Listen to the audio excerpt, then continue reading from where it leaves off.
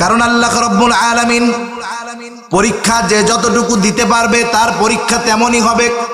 আবার পরীক্ষার প্রস্তুতিও আল্লাহ তাআলা নেওয়ার সুযোগ করে দিয়েছেন, আবার জানায়ও দিয়েছেন বান্দা পরীক্ষাগুলা কোন কোন ক্ষেত্রে হতে পারে। আল্লাহ তাআলা কোরআনুল কারীমের সূরা বাকারার মধ্যে বলেন, ওয়ালা নাবলুওয়ান্নাকুম বিশাইইম মিনাল খাউফি ওয়াল জু'i ওয়া নাকসিম মিনাল আমওয়ালি ওয়াল আনফুসি ওয়াস সামারাত। আল্লাহ রাব্বুল আলামিন বলেন, ওয়ালা নাবলুওয়ান্নাকুম, আমি অবশ্যই তোমাদের পরীক্ষা নিব। আল্লাহ তাআলা অবশ্যই আমাদের পরীক্ষা নিবেন। আমরা যদি জিজ্ঞাসা করি আল্লাহ কোন কোন বিষয়ের কিভাবে পরীক্ষা নিবেন, আল্লাহ বলেন, বান্দা বিশাইইম মিনাল খাউফ, তোমারে কিছু ভয় দিয়া পরীক্ষা নিব। আর কি দিয়া পরীক্ষা নিবেন আল্লাহ বলেন, ওয়াল জু', ক্ষুধা তথা খাদ্য অভাব দিয়ে আমি আল্লাহ তোমার পরীক্ষা নিব। ওয়া নাকসিম মিনাল আমওয়াল, আল্লাহ বলে বান্দা তোমার কিছু সম্পদের লসের দ্বারা পরীক্ষা নিব। ওয়াল আনফুস, তোমার জীবনের ক্ষতির দ্বারা আমি আল্লাহ পরীক্ষা নিব। ওয়াস সামারাত, আমার বান্দা ফসলের ক্ষতির মাধ্যমে পরীক্ষা নিব। এখন আল্লাহ বলেন, এই পরীক্ষাগুলায় যারা উত্তীর্ণ হয়ে যাবে, কারণ পরীক্ষা বিপদ আপদ মুসিবত এটা আল্লাহর তরফ থেকেই আসে। আল্লাহ তাআলাই আমাদের সকল প্রকার কল্যাণ দেন, আল্লাহ তাআলাই আমাদের সকল প্রকার কল্যাণ দেন। বলেন তাকদীরের ভালো মন্দ, এই দুনিয়ার সুখ শান্তি স্বাচ্ছন্দ্য কষ্ট ক্লেশ সব কার তরফ থেকে আসে? জোরে বলেন। তাহলে আমাদের পরীক্ষায় এই বিপদে মুসিবতে আল্লাহই ফালাইছেন। কেন ফালাইছেন? আল্লাহ তাআলা পরীক্ষা করতে চান, ও আমার গোলাম, আমি আল্লাহই তোমাকে শান্তিতে রাখি, আমি আল্লাহই তোমাকে কষ্ট দেই। আমি দেখতে চাই এই মুসিবতে পড়ে তুমি আমি আল্লাহকে ডাকো নাকি তুমি তোমার বাবাকে ডাকো। আল্লাহ দেখতে চায় যে পরীক্ষায় পড়ার পরে বিপদে পড়ে কারে ডাক। বিপদ আপদ মুসিবত জীবনে তো ছোট ছোট বহুত আসে। একজন হোঁচট খেয়া পড়ছে, এটাও তার একটা মুসিবত। মুসলিম শরীফের হাদিস, মুমিনের পায়ে যদি একটা কাঁটাও ফুটে এর কারণেও তার সগীরা গুনাহ মাফ হয়েছিল। হ্যাঁ, এই আষাঢ় খাইতেছে, মনে করেন আষাঢ় খায় না মানুষ, দৌড় দিয়া বৃষ্টির দিন কাদা যে জায়গায় আছে দেখবেন আষাঢ় খায়। যার অভ্যাস যেরকম আষাঢ় খাওয়ার পরে তার আচরণ হয় সেরকম। দেখবেন আষাঢ় খাইয়া কেউ কয় ও আল্লাহ, আষাঢ় খাওয়ার পরে কেউ কয় ওপরে, কেউ বলে ও আব্বা ও বাবা। আষাঢ় খাওয়ার পরে কেউ আল্লাহরেও ডাকে না, বাপ মারেও ডাকে না, আর এক বাবারে ডাকে, আছে না নাই? তাহলে আষাঢ় খাওয়ার পরে বিপদ আসার পরে মুখ দিয়ে আল্লাহ শব্দ আসাটা এটা যেন তেন ব্যাপার না। কারণ কানেকশন যার সাথে আছে বিপদের সময় তার কথা তার নামটা আগে মুখ দিয়ে আসে, ঠিক কিনা বল? এজন্য মুমিন যখন বিপদে পড়ে আগে মাজারে মানত করে না, আগে ডাকে কাকে? জোরে বলেন। কারণ মুমিনকে আল্লাহ তাআলা জানায় দিয়েছেন, ও আমার গোলাম, বিপদ তো আমি দিয়েছি, পরীক্ষা করতেছি যে বিপদে পড়ে তুমি কি করো। আবার আল্লাহ এও জানায় দিলেন, বান্দা বিপদে তো সাহায্যের প্রয়োজন, তুমি সাহায্য যখন প্রয়োজন তুমি কি করবা? আল্লাহ তাআলা বলেন, ইয়া আইয়ুহাল্লাযীনা আমানুস্তাঈনু বিস-সাবরি ওয়াস-সালাহ ইন্নাল্লাহা মা'আস-সাবিরিন। আল্লাহ তাআলা ইমানদারদেরকে উদ্দেশ্য করে বলেন, হে ইমানদারেরা, বিপদ আপদ মুসিবতে সাহায্যের প্রয়োজন, ইস্তাঈনু, আমি আল্লাহ তাআলার কাছে সাহায্য চাও। আল্লাহ হলেন আহকামুল হাকিমিন। আপনাদের এলাকার মাননীয় মন্ত্রী মহোদয়ের কাছে আপনারা যদি কেউ কোনো বিপদে সহযোগিতা চাওয়ার জন্য ইচ্ছা করেন, বলেন তো মন চাইলেই গিয়া মন্ত্রী সাহেবের কাছে সাহায্য চাওয়া যাবে নাকি? আপনি প্রথম এই এলাকার মেম্বার সাহেবকে বলবেন, ও মেম্বার সাহেব, আমি একটু আমাদের মন্ত্রী সাহেবের সাথে একদিন দেখা করতে চাই। মেম্বারে কত কেজি তেল মারা লাগবে তার ঠিক নাই। মেম্বার 2-4 কেজি তেল মারার পরে এরপরে যাবে চেয়ারম্যানের কাছে। চেয়ারম্যান রে যায় বলবে, আমার এলাকার একজন এমপি সাহেবের সাথে কথা কইতে চাই, ব্যবস্থা করে দেন। এবার চেয়ারম্যান রে তেল মারতে মারতে সে ফোন দিবে এমপির পিএস রে। এমপির পিএস কে তেল মারতে মারতে 1 বছর পরে গিয়া হয়তো বলবে, আচ্ছা ঠিক আছে, এবার বাড়িতে আসতেছ, ওনারে আসতে কইও। যখন আপনি আপনার অসুবিধার কথা নিয়ে যাবেন, 1 বছর আগের অসুবিধা গেলেন 1 বছর পরে, ঢোকার সময় পিএস বলে টাইম কিন্তু 1 মিনিট, 1 মিনিটের মধ্যে বলে শেষ করবা। 1 মিনিট তো এমপি সাহেবের সারা জীবনে ডাইরেক্ট কথা বলার সুযোগ হয় নাই। দেখা সাক্ষাৎ হইলো, সালাম কালাম জিজ্ঞেস করতেই তো 3 মিনিট শেষ, ঠিক কিনা বলেন? বিসমিল্লাহ পড়তেই কারি আব্দুল বাসিতের 5 মিনিট শেষ, তাই কোরআন শরীফ পড়তে তো আরো 1 ঘন্টা লাগবে। আপনি ঢুইকাই সালাম কালামে 2 মিনিট শেষ, ওই পাশ দিয়া পিএস ডাক যায় তাড়াতাড়ি বেরে তাড়াতাড়ি বেরে, আপনি আপনার আসল কথাটাই বলার সুযোগ পাইলেন না, ঠিক কিনা বলেন? তাহলে দেখেন, দুনিয়ার একজন এমপি সাহেবের সাথে, মন্ত্রী সাহেবের সাথে নিজের প্রয়োজনের কথা বলতে কত প্রসেস, কত সময়ের প্রয়োজন হয়, কত পদ্ধতির প্রয়োজন হয়, আবার মন খুলে বলাও যায় না। কিন্তু আহকামুল হাকিমিন রব্বুল আরশিল আজিম, আমার আপনার খালেক রাজাধিরাজ রব্বুল আলামিনের সাথে কথা বলার কত সুযোগ, সে আল্লাহ তাআলাই সরাসরি বলতেছে, মুমিন আমি আল্লাহর কাছে সাহায্য চাও, দুনিয়ার কোনো ভায়া মাধ্যম তোমার ধরা লাগবে না, 2টা পদ্ধতি অবলম্বন করবা। সেটা কি? আল্লাহ বলেন, ইস্তাঈনু বিস-সাবরি ওয়াস-সালাহ, সবর এবং সালাত, ধৈর্য এবং নামাজের মাধ্যমে আমি আল্লাহর কাছে সাহায্য চাও। তোমার কোনো মাজারে যাওয়া লাগবে না, কোনো পীরের দরবারে যাওয়া লাগবে না। আমি আল্লাহ তোমাকে বিপদ দিয়েছি, আমি আল্লাহ তোমাকে বিপদ থেকে উদ্ধার করব। তুমি কোন মাজারে যাইবা, যাই দেখবা, খোঁজ নিয়ে দেখো মাজারওয়ালাই বড় বিপদে আছে, ঠিক না? কোন কবরে যাও, সে যায় দেখো সেই বড় বিপদে আছে। কোন পীরের কাছে গিয়া তুমি সাহায্য চাইবা, সেই পীরই বড় বিপদে আছে, ঠিক কিনা বলেন? সেজন্য তুমি আমি আল্লাহর কাছে সরাসরি সাহায্য চাও। ইস্তাঈনু বিস-সাবরি ওয়াস-সালাহ, সবরের উপরে থাকো আর সালাতে দাঁড়ায় যাও। আল্লাহ তাআলা বলেন, এই 2টা গুণ যেই মুমিনের মধ্যে আছে, তথা বিপদ আপদ মুসিবতের মধ্যে সালাত এবং সবরের উপরে নির্ভর করে। আল্লাহ তাআলা বলেন, ইন্নাল্লাহা মা'আস-সাবিরিন। আল্লাহ সুবহানাহু ওয়া তাআলা পৃথিবীর মধ্যে এক দল ফেরেশতাকে নিযুক্ত করে দিয়েছেন। তাদের কাজ হলো দুনিয়াব্যাপী ঘুরে বেড়ানো। দুনিয়াব্যাপী তারা ঘুরে বেড়ায় আর দেখে কোন জায়গায় জিকিরের মজলিস আছে, দ্বীনি মজমা আছে। যেই জায়গায় হোক না কেন, তারা এই মজমার চতুর্দিক দিয়ে এসে দাঁড়িয়ে যায়। সুবহানাল্লাহ। তাহলে আমাদের সাথে এখানে আল্লাহ তাআলার বিশেষ একদল ফেরেশতাও আছে, ঠিক কিনা বলেন? আল্লাহ তাআলা আমাদেরকে এরকম দ্বীনি মজমাগুলায় বেশি বেশি বসার তৌফিক দান করুক, সবাই বলি আমিন।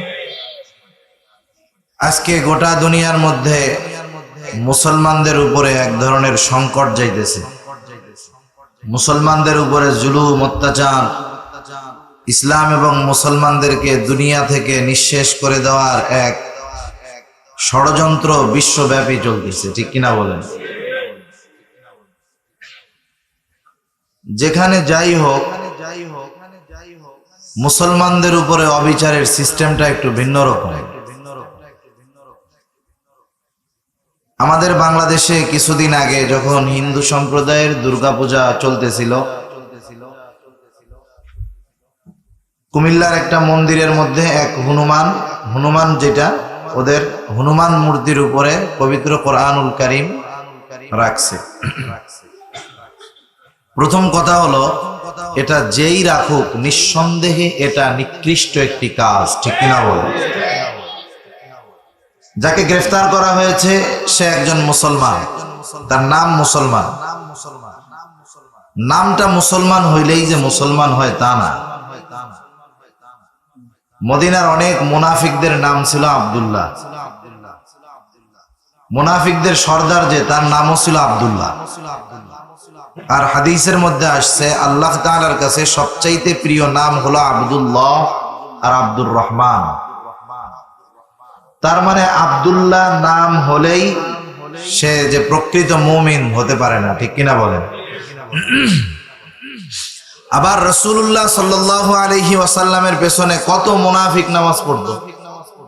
তার মানে নামাজ পড়লেই সে যে ভালো মানুষ বিষয়টা এমনও না, মুনাফিকও হতে পারে, ঠিক কিনা বলেন?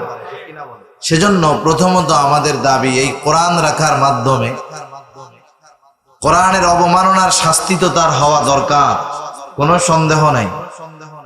দ্বিতীয়ত কি হলো, এটাকে আবার আরেক দল সুযোগ মনে কইরা উস্কানি দিয়ে সাম্প্রদায়িক যে সম্প্রীতি সেটাকে তারা নষ্ট করে দিল। আমাদের মনে রাখতে হবে, যখন কোনো অপরাধ ঘটে, অকারেন্স ঘটে, তৃতীয় একটা পক্ষ সুযোগ নেওয়ার চিন্তা ভাবনা করে। এই বিষয়টাও আমাদের মনে রাখতে হবে যে এখানে আমাকে সতর্ক থাকতে হবে। তিলকে তাল বানানোর জন্য বাংলাদেশের যে প্রচলিত মিডিয়াগুলো আছে এরা খুব সুন্দর আকারে রেডি আছে। এই জায়গার ক্যামেরাগুলো ওয়াজ মাহফিল ভিডিও করতেছে, কিন্তু সব ক্যামেরা ওয়াজ মাহফিল ভিডিও করে না। কিছু ক্যামেরা, কিছু সাংবাদিক আছে যারা তিলকে তাল বানিয়ে মুসলমানদেরকে দোষারোপ করে গোটা দুনিয়ার মধ্যে ইসলাম এবং মুসলমানদের উপরে আক্রমণ চালাতে চায়। ঠিক কিনা বলেন? যাই হোক, কি হলো, বিভিন্ন উস্কানি, ফেসবুকে অতি আবেগ, এই বিষয়গুলোর সংমিশ্রণ ঘটলো, মারামারি, গ্যাঞ্জাম, ফেসাদ হইল। বলেন তো, কোরআনের অবমাননার করার কারণে মুসলমানদের অন্তরে অবশ্যই আঘাত লেগেছে, কোনো সন্দেহ নেই। আঘাত হলো কোরআনের উপরে, প্রতিবাদ করার পরে মরলো মুসলমান। ঠিক কিনা বলেন? এটাই প্ল্যানিং।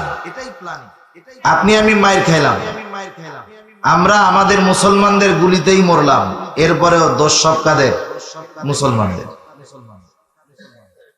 পৃথিবীর যতগুলা দেশে আমেরিকা সহ সন্ত্রাস দমনের নামে আক্রমণ করা হয়েছে, মধ্যপ্রাচ্যের যতগুলা দেশে হয়েছে, আফগান বলেন, ইরাক বলেন, প্রত্যেক জায়গায় মুসলমান মায়ের খায়, এরপরেও দোষ কি? মুসলমান সন্ত্রাসী। কারণ এদের হাতে কি আছে? মিডিয়া আছে। বিশ্ব মিডিয়াগুলা এক একটা পরমাণু অস্ত্র, পরমাণু বোম, পারমাণবিক বোম যত না ভয়ঙ্কর, একটা ইসলাম বিদ্বেষী মিডিয়া তার চাইতে লক্ষ গুণ বেশি ভয়ঙ্কর। কারণ পরমাণু বোম মারবে, আমরা মারা যাব, শেষ। আর মিডিয়াগুলা আমাদেরকে জীবন্ত লাশ বানায় ফেলবে। মিথ্যাকে সত্য দেখাইতে দেখাইতে, মিথ্যা জিনিসকে প্রচার করতে করতে, ইসলাম এবং মুসলমানদের পেছনে লাগতে লাগতে কিভাবে আমাদেরকে নিঃশেষ করা যায় সেই অপচেষ্টায় শুধু বিদেশি মিডিয়াগুলো না, আমাদের দেশের 95% মিডিয়ারও এই কাজগুলো আছে। আপনারা যারা টেলিভিশন দেখেন, আমরা তো দেখি না, অনেকে দেখেন, শুধু খবর দেখেন, গান বাদ্য না দেখেন, খবর দেখেন অনেকে, পত্রিকাগুলায় অনেকে খবর পড়েন। কোরআন অবমাননা হলো এই বিষয়টা কত জঘন্য একটা বিষয়। এই বিষয়টা নিয়ে বাংলাদেশের মুসলমান মিডিয়া যারা আছে, যাদেরকে আমরা মুসলমান বলি, এই মিডিয়াগুলা বলেন তো ফলাও করে কোনো খবর প্রচার করছে? করেন। 4টা ছেলে মারা গেছে, বলেন তো ফলাও করে খবর প্রচার করছে? বরং তাদের প্রত্যেকের খবর ছিল, মূল বিষয়টা ছিল যে মন্দিরে হামলা হলো, ভাঙ্গা হলো। আমরা মন্দিরে হামলা ভাঙ্গার পক্ষে নই। চট্টগ্রামে তো অনেক ওয়াজ মাহফিল হয়, চট্টগ্রামের কোন ওয়াইজ আপনাদেরকে বলছে যে মন্দির ভেঙে ফেলবা? কেউ বলছে? বরং বারবার আমরা আপনাদেরকে এই কথা বলি যে মন্দির ভাঙা, আক্রমণ করা, হামলা করা আমাদের কোনো অধিকার নাই, এটা আমাদের করার কোনো প্রয়োজন নাই। শুধু তাই না, আপনি আমি একা একা তারা যেগুলার পূজা করে সেগুলাকে আমরা গালি দিব না। কারণ গালি কেন দিব না? তাদের দেবদেবী উপাস্যদের গালি দিব না, কারণ আমাদের মালিক আমাদেরকে মানা করছে। ঠিক কিনা বলেন? ওয়ালা তাসুব্বুল্লাযীনা ইয়াদউনা মিন দুনিল্লাহ ফায়াসুব্বুল্লাহা আদওয়ান বিগাইরি ইলম। তারা যাদেরকে ডাকে, আহ্বান করে, তাদের উপাস্য যারা, তাদেরকে তোমরা গালি দিবা না। তোমরা যদি গালি দাও কি হবে? তাদের অজ্ঞতার কারণে, শত্রুতা বশত তারা আল্লাহ তাআলাকে গালি দিবে। যার অন্তরের মধ্যে ন্যূনতম ঈমান আছে, আল্লাহর প্রতি মহব্বত আছে, সে আল্লাহরে গালি খাওয়াইতে, সে এখনো অন্যান্য ধর্মাবলম্বীদের সাথে মুসলমানদের সম্প্রীতি, ভালোবাসা, লেনদেন সবকিছু আছে। ঠিক কিনা বলো? প্রত্যেকটা বাজারে বাজারে হিন্দুদের দোকান আছে, বড় বড় দোকান। মুসলমানরা যদি বয়কট করে যে আমরা আজকে থেকে আমাদের বাজারের হিন্দু ব্যবসায়ীর দোকান থেকে মাল কিনবো না, বাংলাদেশের 98% হিন্দু ব্যবসায়ীর ব্যবসায় লালবাতি জ্বলে যাবে, ঠিক কিনা বলেন? অথচ আমার দেখা যে বাজারের বড় দোকানটা হিন্দুর, তার দোকানে কাস্টমার বেশি মুসলমান। যদি আমাদের মধ্যে সাম্প্রদায়িকতা থাকতো, তাদের প্রতি বিদ্বেষ থাকতো মানুষ হিসাবে, তাহলে বাংলাদেশে এটা কোনোদিন সম্ভব ছিল না হিন্দুদের টিকে থাকা, কষ্টকর হয়ে যায়। তো যাই হোক, ওই ঘটনাটাকে কেন্দ্র করে কোরআন অবমাননাটাকে নিচে ফেলাইয়া কোনো খবর মনে না করিয়া ওইটারে বাদ দিয়ে ফলাও করে প্রচার করা হলো মন্দির ভাঙার বিষয়। মনে রাখতে হবে যে বাংলাদেশে কিছু ঘটলে এই বিষয়টাকে কাজে লাগিয়ে অন্যান্য জায়গার মানুষও সুযোগে থাকে, ঠিক কিনা বলেন? আমরা চাই যে সরকার তাদের পরিপূর্ণ নিরাপত্তার ব্যবস্থা করুক, আমাদের সুযোগ থাকলেও আমরাও তাদের মানবিক নিরাপত্তার ব্যবস্থা করব, কোনো অসুবিধা নেই। কিন্তু সমস্যা কি হয় জানেন? আমাদের দেশে যখন এই ধরনের কোনো ঘটনা ঘটে, আমাদের প্রশাসন, আমাদের গভর্নমেন্ট থেকে কোনো কথা আসার আগে ইন্ডিয়ার থেকে ঘোষণা চলে আসে যে বাংলাদেশ দখল করা লাগবে। এই ঘোষণা আসে কি আসে না বলেন? এই যে ইন্ডিয়ার থেকে যে ঘোষণাটা আসে, আমরা এই বিষয়টা সহজেই বুঝবো। এটার জন্য অন্যতম দায়ী হলো বাংলাদেশের ইসলাম বিদ্বেষী দেশদ্রোহী ওই মিডিয়াগুলো, ঠিক কিনা বলেন? কারণ ঘটনা ঘটছে এতটুকু, তিলের মতো ঘটনা, মিডিয়া এটারে বানায় ফেলছে তাল। তখন ওই দেশের সরকার, ওই দেশের প্রশাসন, ওই দেশের নেতাকর্মী দেখে বাংলাদেশকে হুমকি দেয়, বাংলাদেশের মুসলমানদের হুমকি দেয়। পক্ষান্তরে কি হয়? ওই দেশে যেই মুসলমানেরা আছে, নিরপরাধ মুসলমানেরা, আমাদের এই মিডিয়ার অপপ্রচারের কারণে তারা জুলুমের শিকার হয়, অত্যাচারের শিকার হয়, ঠিক কিনা বলেন? এই যে এখন আসামে চলতেছে মুসলমানদেরকে ঘর বাড়ি ছাড়া করে দিচ্ছে, মসজিদ ভেঙে ফেলতেছে। আমাদের বাংলাদেশের মুনাফিক মিডিয়াগুলা একটাও খবর প্রচার করে নাই, ঠিক কিনা বলেন?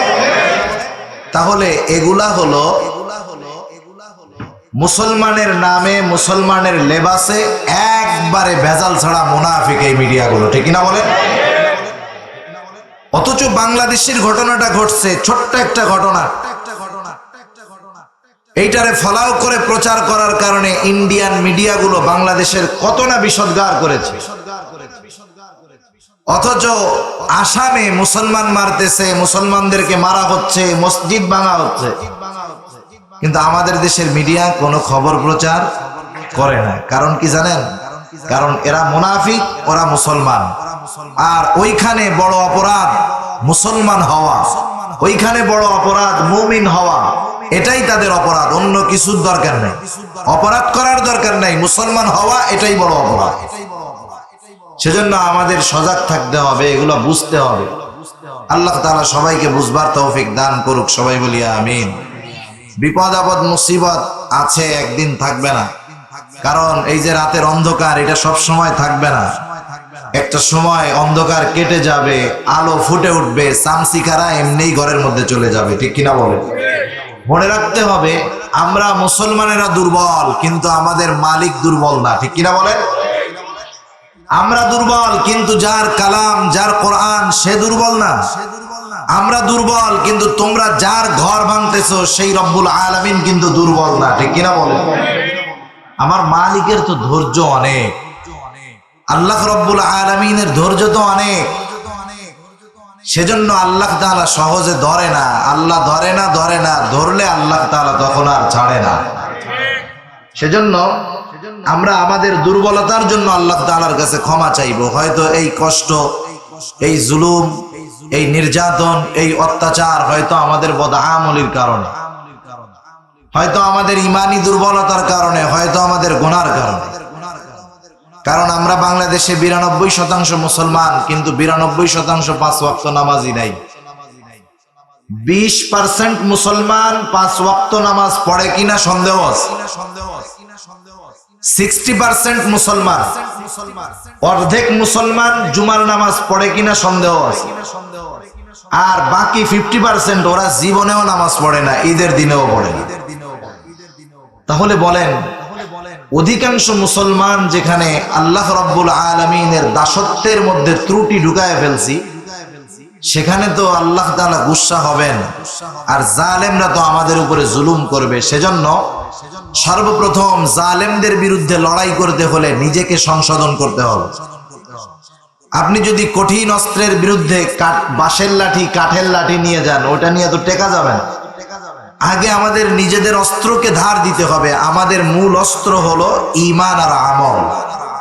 ঈমান আর আমল, শিরক মুক্ত ঈমান হতে হবে, বেদআত মুক্ত আমল হতে হবে। তাহলে এই দুইটার সমন্বয় যখন ঘটবে, আল্লাহ রাব্বুল আলামিনের পক্ষ থেকে ইনশাআল্লাহ আমাদের জন্য এমন সাহায্য আসবে যেটার কল্পনাও আমরা কখনো করি নাই। আল্লাহ তাআলা আমাদের নেক আমলকে, ঈমানকে পরিশুদ্ধ করার তৌফিক দান করুক। সবাই বলি আমিন। আমি আপনাদের খেদমতে পবিত্র কোরআনুল কারীমের সূরা বাকারার 200 নম্বর আয়াত তিলাওয়াত করেছি। আল্লাহ তাআলার কাছে তৌফিক চাই, অল্প সময়ের মধ্যে আল্লাহ তাআলা কিছু কথা বলার তৌফিক দান করুন, যে কথাগুলো আমার এবং আপনাদের সকলের দুনিয়া এবং আখিরাতের জন্য কল্যাণকর হয়। সকলে বলি আমিন। দুনিয়াতে আমরা সবাই সফল হতে চাই। যে যেই লাইনে আছে সে সেই লাইনে সফল হতে চায়। ব্যবসায়ীর উদ্দেশ্য চাওয়া যে সে তার ব্যবসার লাইনে সর্বোচ্চ সফল হবে। যে খেলাধুলা করে, ক্রিকেট খেলে, ওর নিয়ত হলো ওর ওই লাইনে সর্বোচ্চ সফল ক্রিকেটার হবে। যে রাজনীতি করে, তার উদ্দেশ্য হলো সে রাজনৈতিক লাইনে সফলতা অর্জন করবে, সফল হবে। অবৈধ লাইন যত আছে, যে চুরি করে সেও চিন্তা করে সে এলাকায় একজন সফল চোর হবে। ডাকাতি যে করে, সন্ত্রাসী যে করে, চাঁদাবাজি যে করে, দুর্নীতি যে করে, প্রত্যেকেই প্রত্যেকের লাইনে সফল হতে চায়। আল্লাহ তাআলা আমাদেরকে ঈমানের মতো দৌলত দান করেছেন, আমরাও তো সফল হতে চাই। চাই কি চাই না? মুমিনের সফলতা কোথায়? আল্লাহ তাআলা পবিত্র কোরআনুল কারীমের মধ্যে বলেন, ফামান যুহজিহা আনিন নার ওয়া উদখিলাল জান্নাতা ফাকাদ ফাজ। আল্লাহ রাব্বুল আলামিন বলেন, ফামান যুহজিহা আনিন নার ওয়া উদখিলাল জান্নাতা ফাকাদ ফাজ।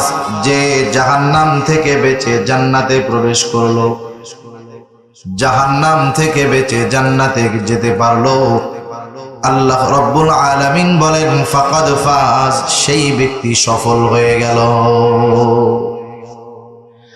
তাহলে মুমিনের সফলতা হলো জান্নাতে যাওয়ার মধ্যে, জাহান্নাম থেকে বাঁচার মধ্যে। এখন প্রশ্ন হলো, মুমিন সফল হবে, কিন্তু সফলতার এই পরিশ্রম, সফলতার বীজ মুমিন কোথায় বপন করবে? কেউ যদি চায় আমি 4 মাস পরে সুন্দর মতো আমার বাড়িতে কিছু ধান, কিছু ফসল ঘরে তুলব, বলেন তো, যার জমি আছে, ক্ষেত আছে, সে যদি এই নিয়ত করে ঘরে বসে থাকে, 4 মাস পরে যদি জমিতে যায় কোনো ফসল পাবে নাকি? সেই লোকটা যদি 4 মাস পরে ফসলের আশায় আজকে থেকেই পরিশ্রম শুরু করে দেয়, তার জমিনের মধ্যে যেই আগাছা আছে, ময়লা আছে, ময়লাগুলোকে পরিষ্কার করে জমিনটাকে সুন্দর মতো চাষ দেয়, জমিনের মধ্যে পানি দেয়, ওই জমিনের মধ্যে যেই ফসল উৎপন্ন হওয়ার মতো সেই ফসলের চারা বা বীজ রোপণ করে, আস্তে আস্তে যখন অঙ্কুর হবে, গাছগুলা বড় হবে, যা প্রয়োজন ওষুধ সার যা প্রয়োজন সবগুলা যথাযথভাবে দিবে, ময়লা পড়লে পরিষ্কার করবে, ঘাস পড়লে, আগাছা পড়লে পরিষ্কার করবে। এইভাবে যখন 2.5 মাস 3 মাস সে তার ধানের যত্ন নিবে, আল্লাহ তাআলা যদি বড় কোনো বিপদ আপদ মুসিবত না দেন, 4 মাস পর আশা করা যায় সে তার ঘরের মধ্যে সুন্দরভাবে ফসল আনতে পারবে। তাহলে পরিশ্রম আগে, সফলতা পরে। অনুরূপভাবে পরিশ্রম আগে, সফলতা পরে, দুনিয়া হলো পরিশ্রমের জায়গা, আর কিয়ামতে হবে সফলতা অথবা বিফলতার জায়গা। এজন্য সফলতা এটা দুনিয়া থেকেই মানুষ অর্জন করে। যেমন আরেকটা জিনিস উদাহরণ দিলে বুঝতে সহজ হবে। এই যে সামনে এসএসসি পরীক্ষা আসতেছে, এসএসসি পরীক্ষার মধ্যে একটা ছাত্র যখন হলে যায় পরীক্ষা দেওয়ার জন্য, পরীক্ষা শেষ হওয়ার 3 মাস পরে ছেলেটা রেজাল্ট পায়। কিন্তু 3 মাস পরে তার রেজাল্টটা কি হবে এটা পরীক্ষার হল থেকেই মোটামুটি নির্ধারিত হয়ে যায়, ঠিক কিনা বলে? পরীক্ষার হলে তার পরীক্ষাটা যেমন হবে 3 মাস পরে ফলাফলটা তেমনই হবে। অনুরূপভাবে দুনিয়ার মধ্যে যার আমল যেমন হবে, পরকালের ময়দানে তার ফলাফল, তার বিনিময়টা তেমন হবে। দুনিয়ায় যদি ঈমান আমল হয়, সুন্দর আমল হয়, তাহলে পরকালে তার সফলতা আশা করা যায়। কিন্তু দুনিয়াতে যদি বেঈমান হয়, বদআমলি হয়, তাহলে পরকাল তার জন্য সফলতার জায়গা নয়, পরকালটা তার জন্য ব্যর্থতা আর বিফলতার জায়গা হয়ে যাবে। সেজন্য সফলতা মূলত অর্জন করতে হয় দুনিয়া থেকে। সফলতার সার্টিফিকেট পাওয়া যায় কিয়ামতের ময়দানে। আল্লাহ রাব্বুল আলামিন পবিত্র কোরআনুল কারীমের বিভিন্ন জায়গায় মুমিন কিভাবে সফল হবে, সফলতার চাবিকাঠি আল্লাহ তাআলা জানায় দিয়েছেন। এই সূরা আলে ইমরানের শেষ আয়াতেও আল্লাহ রাব্বুল আলামিন সফলতার চাবিকাঠি আমাদেরকে জানায় দিয়েছেন।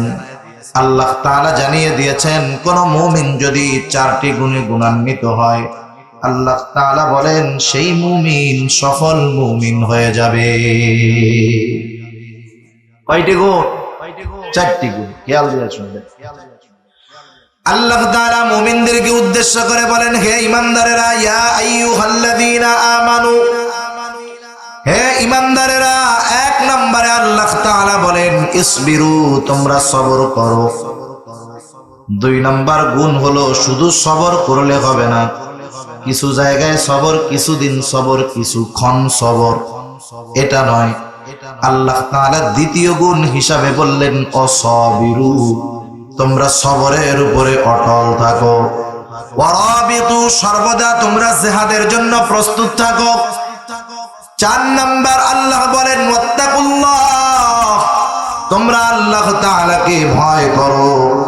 এই 4টি গুণে গুণান্বিত হবে যেই মুমিন, আল্লাহ তাআলা বলেন লাআল্লাকুম তুফলিহুন।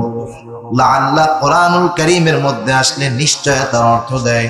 তার মানে হলো আল্লাহ বলতে চান, হে মুমিন, যেই মুমিন এই 4টি গুণে গুণান্বিত হবে সেই মুমিন সফল মুমিন হয়ে যাবে। 1 নম্বর গুণের কথা আল্লাহ তাআলা বললেন ইসবিরু, তোমরা সবর করো। সবর, শুধু সবর করবে না, সবরের উপরে অটল থাকবা।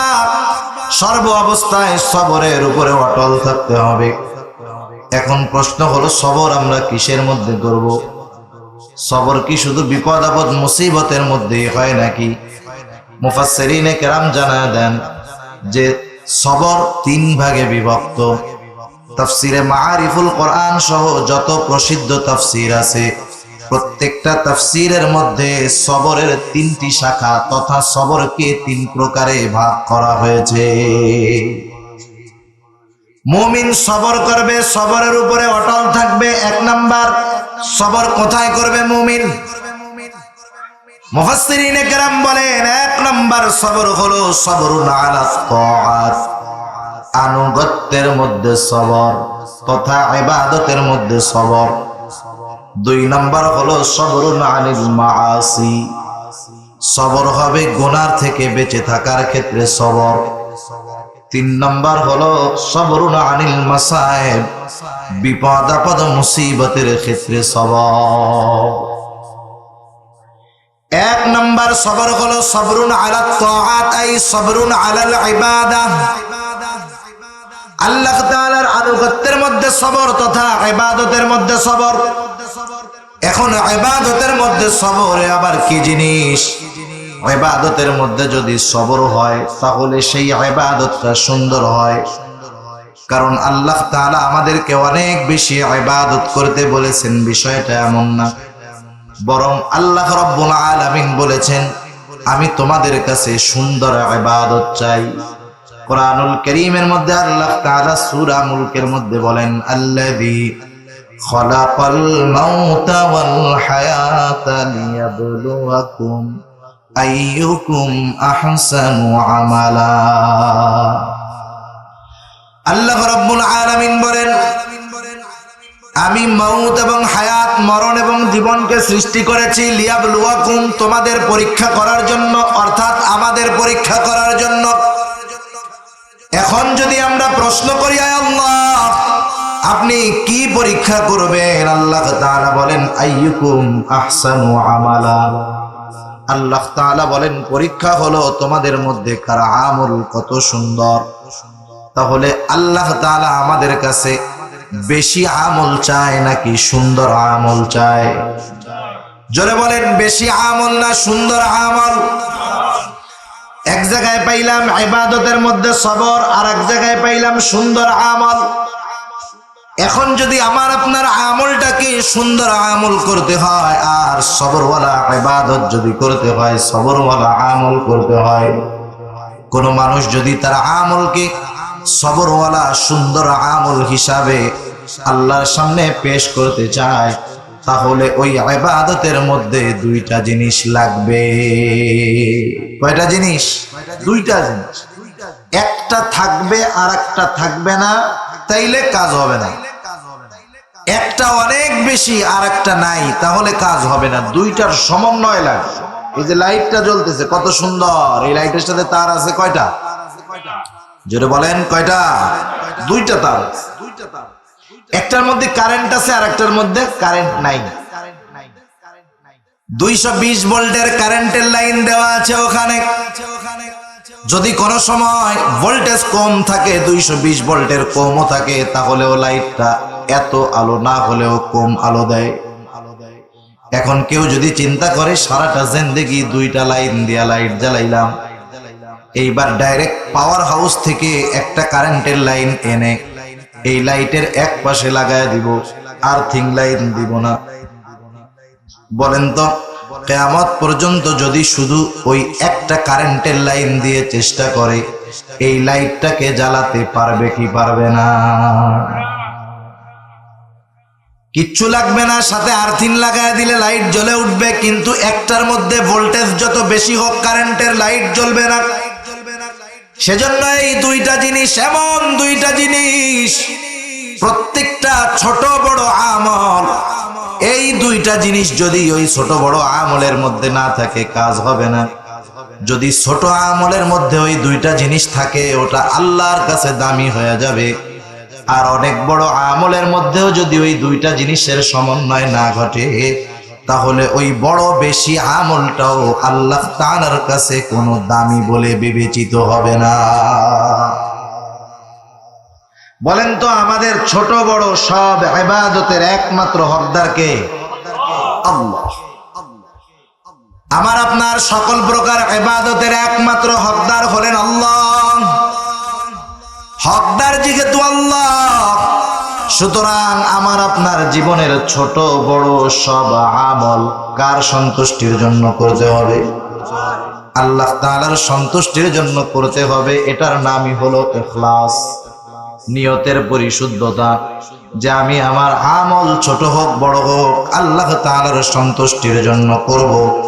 রাসূল আকরাম সাল্লাল্লাহু আলাইহি ওয়াসাল্লাম সেই কথাই বলেন, আখলিস দীনাকা ইয়াকফিকাল আমালুল কলিল। তোমার নিয়ত পরিশুদ্ধ করো, তোমার ইখলাসের পরিশুদ্ধতা অর্জন করো, অল্প আমল নাজাতের জন্য যথেষ্ট হয়ে যাবে। তাহলে আমার জিন্দেগির ছোট বড় সব আমল হবে কার সন্তুষ্টির জন্য? জোরে বলেন, আল্লাহ তাআলার সন্তুষ্টির জন্য হবে। দ্বিতীয় বিষয় হলো, দরকার হলো সুন্নাত, ইখলাস আর সুন্নাত তথা পদ্ধতি, সিস্টেম যাকে বলে। কোরআনুল কারীমের মধ্যে আমল করার আদেশ আছে, কিন্তু আমল করার সিস্টেম বর্ণনা করা নাই। যেমন নামাজ যে ফরজ, এটা জেনেছি আমরা কোরআনুল কারীমের মাধ্যমে। কোরআনের মধ্যে আল্লাহ তাআলা 82 জায়গায় নামাজের কথা বলছেন। কত গুরুত্বপূর্ণ একটি ইবাদত। আল্লাহ তাআলার 82 বার বলার দরকার নাই, একবার বললেই এটার গুরুত্ব হওয়ার জন্য যথেষ্ট। কিন্তু আল্লাহ তাআলা 82 জায়গায় নামাজের কথা উল্লেখ করেছেন। নামাজটা ফরজ। বলেন তো, কোরআনুল কারীম থেকে সারা দুনিয়ার মুফাসসিরদেরকে যদি দায়িত্ব দেওয়া হয়, ও দুনিয়ার মুফাসসিরেরা, তোমরা শুধুমাত্র কোরআন থেকে হাদিস দেখবা না, রাসূলের সুন্নাহ, রাসূলের জীবন আদর্শ বাদ দিয়ে শুধুমাত্র কোরআন থেকে বের করে দাও। আমরা ফজরের 2 রাকাত ফরজ অথবা সুন্নাত নামাজ যেইভাবে পড়ি, শুধুমাত্র কোরআন থেকে বের করে দাও। আপনারা বুঝে থাকলে বলেন তো, আল্লাহর নবীর সুন্নাহ হাদিস বাদ দিয়ে কিয়ামত পর্যন্ত যদি সারা দুনিয়ার উলামায়ে কেরাম চেষ্টা করে, শুধুমাত্র কোরআন থেকে 2 রাকাত নামাজের পদ্ধতি বের করতে পারবে নাকি? তাহলে আদেশ আল্লাহর, পদ্ধতি রাসূলুল্লাহর। রাসূল আকরাম সাল্লাল্লাহু আলাইহি ওয়াসাল্লাম এই জন্য বলেন, সাল্লু কামা রাআইতুমুনি ইউসাল্লি। নামাজের আদেশ হলো আল্লাহ তাআলার। এখন নামাজ কিভাবে পড়বা? নবীজি বলেন, সাল্লু কামা রাআইতুমুনি ইউসাল্লি। তোমরা নামাজ ওইভাবে পড়ো যেইভাবে আমাকে তোমরা নামাজ পড়তে দেখো। এইরকম প্রতিটা ইবাদতের মধ্যে সুন্নাত আছে। সুন্নাতবিহীন কোনো ইবাদত নাই। সুন্নাতবিহীন কোনো ইবাদত নাই। প্রতিটা ফরজ ইবাদতের মধ্যেও সুন্নাত আছে, আর সুন্নাতের মধ্যে সুন্নাত তো আছেই। সুবহানাল্লাহ। তাহলে ইবাদতের মধ্যে যদি সবর আনতে হয়, ইবাদতের মধ্যে যদি সৌন্দর্য আনতে হয়, তাহলে আমার আপনার ইবাদতের মধ্যে 2টা জিনিস দরকার। 1 নম্বর, ইবাদতটা করতে হবে আল্লাহকে দেখানোর জন্য, আল্লাহর সন্তুষ্টির জন্য। 2 নম্বর, ইবাদতটা করতে হবে রাসূলুল্লাহ সাল্লাল্লাহু আলাইহি ওয়াসাল্লামের পদ্ধতিতে। এই 2টা জিনিসের সমন্বয় যখন ঘটবে, প্রত্যেকটা আনুগত্যের মধ্যে যখন আমি এই 2টা জিনিসের সমন্বয় ঘটাবো, আমি ইবাদত তথা আনুগত্যের মধ্যে সবর অর্জন করতে সক্ষম হয়ে যাব। 2 নাম্বার হলো সবরুন আনিল মাআসি। পাপের ক্ষেত্রে বেঁচে থাকার মধ্যে সবর। এখন তো এমন একটা জামানা চলতেছে, যেই জামানায় গুনার থেকে বাঁচা তো কঠিন কঠিন। একটা সময় তো গুনাহ করার জন্য মানুষের গুনার কাছে যাওয়া লাগতো। এখন গুনাহ করার জন্য গুনার কাছে যাওয়া লাগে না, বরং গুনাহকে পকেটে নিয়ে ঘোরা যায়। কতজন তো গুনাহ পকেটে নিয়ে নামাজ পড়ে, রোজা রাখে। কতজন পারলে গুনাহ পকেটে নিয়ে হজ পর্যন্ত করতে যায়। গুনাহ পকেটে নিয়ে ঘোরা যায়। এখন এক সময় যদি রাঙ্গুনিয়ার মানুষ চিন্তা করতো সিনেমা দেখবে, গুনার কাজ। 40 বছর আগে যদি কেউ মনে করতো যে আমি একটা সিনেমা দেখতে যাব, বলেন তো মন চাইলেই কি সিনেমা দেখার সুযোগ ছিল নাকি? চট্টগ্রাম শহরে যাওয়া লাগবে সিনেমা দেখতে, এরকম পাকা রোডও ছিল না, মজার মজার গাড়িও ছিল না। কত কষ্ট কইরা সপ্তাহে একদিন যাইয়া সিনেমা হল থেকে 3 ঘন্টা সিনেমা দেখার গুনাহ কইরা আসতো। সপ্তাহে 3 ঘন্টা সিনেমা দেখতো, ওই 3 ঘন্টায় সিনেমা দেখার গুনাহ শেষ। এরপরে আস্তে আস্তে এলাকার মধ্যে টেলিভিশন আসলো। ব্যাটারি লাগিয়ে বড় বাসের মধ্যে অ্যান্টিনা লাগায়া টেলিভিশন দেখা শুরু হলো। এখন আর সপ্তাহে সিনেমা দেখার জন্য চট্টগ্রাম শহরে যাওয়া লাগে না। প্রতি জুমার পরে টেলিভিশনের মধ্যে সিনেমা দেখায়। যার বাড়িতে টেলিভিশন আছে সবাই বাড়িতে আসার পরে খাইয়া টাইয়া দৌড় দিয়ে তার বাড়িতে চলে যায় সিনেমা দেখবে। আস্তে আস্তে কারেন্ট আসলো, ডিশের লাইন আসলো। এখন আর সিনেমা দেখার জন্য অপেক্ষা করতে হয় না, 1 সপ্তাহ সময় বসে থাকতে হয় না। ডিশের লাইনের বদৌলতে প্রতিদিন সিনেমা দেখা যায়। আস্তে আস্তে চ্যানেলের সংখ্যা বাড়লো, ভারতীয় চ্যানেলগুলা ঢুকলো। এইবার যেই অনুষ্ঠান রাতে কাজা হয়, সকালবেলা ওইটা আবার কাজাও দেখা যায়, ঠিক না? অনুষ্ঠান রাত্রে দেখতে পারে নাই, কাজে রান্না বান্না করছে, পরের দিন সকালবেলা তো ওইটার কাজা আছে, ওইটারে দেখা সেই কাজাটা পূরণ করার সুযোগ আছে। গুনাহ ছুটে গেছে, নো টেনশন। আপনি রাত্রে বেলায় এই সিনেমা দেখার গুনাহ করতে পারেন নাই, কোনো চিন্তা নাই। এই গুনাহ আপনারা আবার আগামীকাল সকালে করার সুযোগ করে দেওয়া হবে। এত সহজ আমাদের কাছে গোনাটা এত সহজ হচ্ছে, দিন যাচ্ছে আস্তে আস্তে, প্রযুক্তি বাড়লো, মোবাইল আসলো, ইন্টারনেট আসলো, স্মার্টফোন আসলো, মাল্টিমিডিয়া স্মার্টফোন চলে আসলো, ইন্টারনেটের কানেকশন হলো, এমন অবস্থা এখন তো গোনার অবস্থা এইরকম, সিনেমা দেখার জন্য হলে যাইতে হয় না, ঘরে বসেও দেখা লাগে না, এখন যেখানে খুশি, যেভাবে খুশি, যা খুশি, যেথায় খুশি, একা একা দেখা যায়, সেই গোনাগুলা করা যায়। টেলিভিশনও তো একটা নির্দিষ্ট জায়গায় বসে দেখতে হতো, যা দেখতেছে মা বাবা পরিবার পরিজনের মানুষজন দেখতে পারতো, কিন্তু মোবাইল তো আর কেউ দেখবে না। শীতের দিন 3 পাত্তা কম্বলের তলে ইন্টারনেট কানেকশন দিয়া কার সাথে কথা বলবে, কি গল্প করবে, কি দেখবে না দেখবে, ও আর আল্লাহ ছাড়া কেউ জানে না, ঠিক কিনা বলে? তাহলে দিন যাচ্ছে, গোনা থেকে বেঁচে থাকাটা আমাদের জন্য কঠিন হচ্ছে। আবার দুনিয়ার মধ্যে যত অপরাধ সংগঠিত হয়, এই অপরাধ কমানোর জন্য প্রযুক্তির সহায়তা নেওয়া হইতেছে। যেমন অপরাধ কমানোর জন্য সিসি ক্যামেরার বহুল ব্যবহার আমাদের দেশে শুরু হয়ে গেছে। দোকানে দোকানে, বাজারে বাজারে, সব জায়গায় সিসি ক্যামেরা আছে। বলেন তো, সিসি ক্যামেরা যত বাড়তেছে অপরাধ প্রবণতা তত কমে না বাড়ে? মনে রাখবেন, এই যে কিছুদিন পরে পুলিশে অনেক লোক নিবে শুনলাম, 1 লাখের মতো লোক নিবে পুলিশে। অনেক বেকার খুশি যে আমাদের এলাকায় তো মন্ত্রী সাহেব আছে, সুপারিশ টুপারিশ পেয়ে যদি পুলিশে চাকরি পাওয়া যায় তো ভালো। সে তো চিন্তা করতেছে তার জন্য ভালো বিষয়, বেকার মানুষ আসছি, পুলিশে চাকরি হইলে আমার চাকরি হবে, বিবাহ শাদী হবে, টেনশন যাবে। কিন্তু পুলিশ কেন বাড়ে, বা পুলিশ কেন বাড়ানোর দরকার? অপরাধ যেহেতু বাড়তেছে সেই জন্যই পুলিশ বাড়ানোর দরকার, ঠিক কিনা বলেন? তাহলে এই পুলিশের লোক নিয়োগ বাড়ানো মানে অপরাধ বাড়তেছে বোঝা যায়। সিসি ক্যামেরার বহুল ব্যবহার মানে দিন যাচ্ছে অপরাধ বাড়তেছে, এটাই আলামত। সেজন্য সিসি ক্যামেরা দিয়ে, পুলিশ দিয়ে পরিপূর্ণভাবে অপরাধকে দমন তো করাই যায় না, বরং দিন যাচ্ছে অপরাধ প্রবণতা দিন যাচ্ছে আর বাড়তেছে। কিছুদিন আগে যখন আমরা সবাই আন্দোলন কইরা ধর্ষণের সর্বোচ্চ শাস্তি মৃত্যুদণ্ড এই দাবি করলাম, আদালতের পক্ষ থেকে আমাদের দাবি মেনে নেওয়া হইল, ধর্ষণের সর্বোচ্চ শাস্তি মৃত্যুদণ্ড। কথা বুঝতে হবে যে ধর্ষণ করেছে একজন, এটা প্রমাণিত হলেই যে তাকে মৃত্যুদণ্ড দিবে তা না। তাকে মাননীয় আদালত চাইলে 6 মাস জেল দিতে পারে, চাইলে যাবজ্জীবন দিতে পারে, 10 বছর দিতে পারে। আদালত যদি চায় তাইলে তাকে সর্বোচ্চ ফাঁসি দিতে পারে, আবার রাষ্ট্রপতি যদি চায় বেকসুর ক্ষমাও করে দিতে পারে, ঠিক কিনা বলেন? যাই হোক, মৃত্যুদণ্ড সর্বোচ্চ শাস্তি হলো ধর্ষণের। এই বিষয়টা কার্যকর হওয়ার পরে, মানে এই আইনটাকে করার পরে ধর্ষণ কি কমে গেছে বাংলাদেশে? দেখেন, ধর্ষণের সর্বোচ্চ শাস্তি মৃত্যুদণ্ড, এই বিষয়টা কার্যকর করার পরেও কিন্তু আমাদের দেশ থেকে ধর্ষণ যায় নাই, গোনা যায় নাই, ব্যভিচার যায় নাই, বরং দিন যাচ্ছে অপরাধ আরো বাড়তেছে, দিন যাচ্ছে ধর্ষণ বাড়তেছে।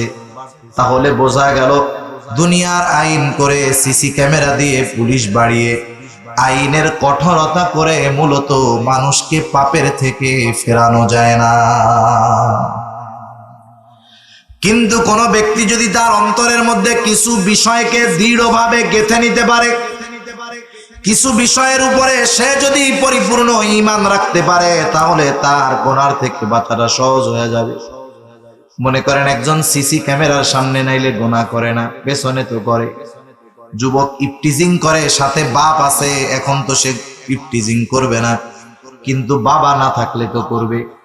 একজন চুরি করে, লোকজন আছে তাই চুরি করে না, কিন্তু লোকজন না থাকলে তো সে চুরি করবে, এটাই তো স্বাভাবিক বিষয়।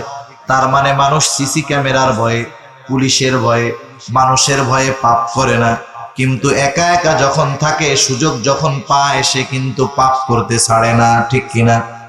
কিন্তু কিছু বিষয়, ওই বিষয়গুলা যদি তার অন্তরের মধ্যে থাকে, সে একা একা যখন থাকবে তখনও চিন্তা করবে অপরাধ করা যাবে না, কারণ তার অন্তরের মধ্যে চিন্তা থাকবে দুনিয়ার কেউ আমাকে দেখতেছে না ঠিক, কিন্তু আমি আমার আল্লাহ রাব্বুল আলামিনের নজরের বাহিরে না। এক নম্বর চিন্তা, গুনার থেকে যদি বাঁচতে হয় তাহলে সর্বহালতে এই চিন্তা আমার মধ্যে রাখতে হবে যে আমাকে সর্ব অবস্থায় দেখতেছে কে।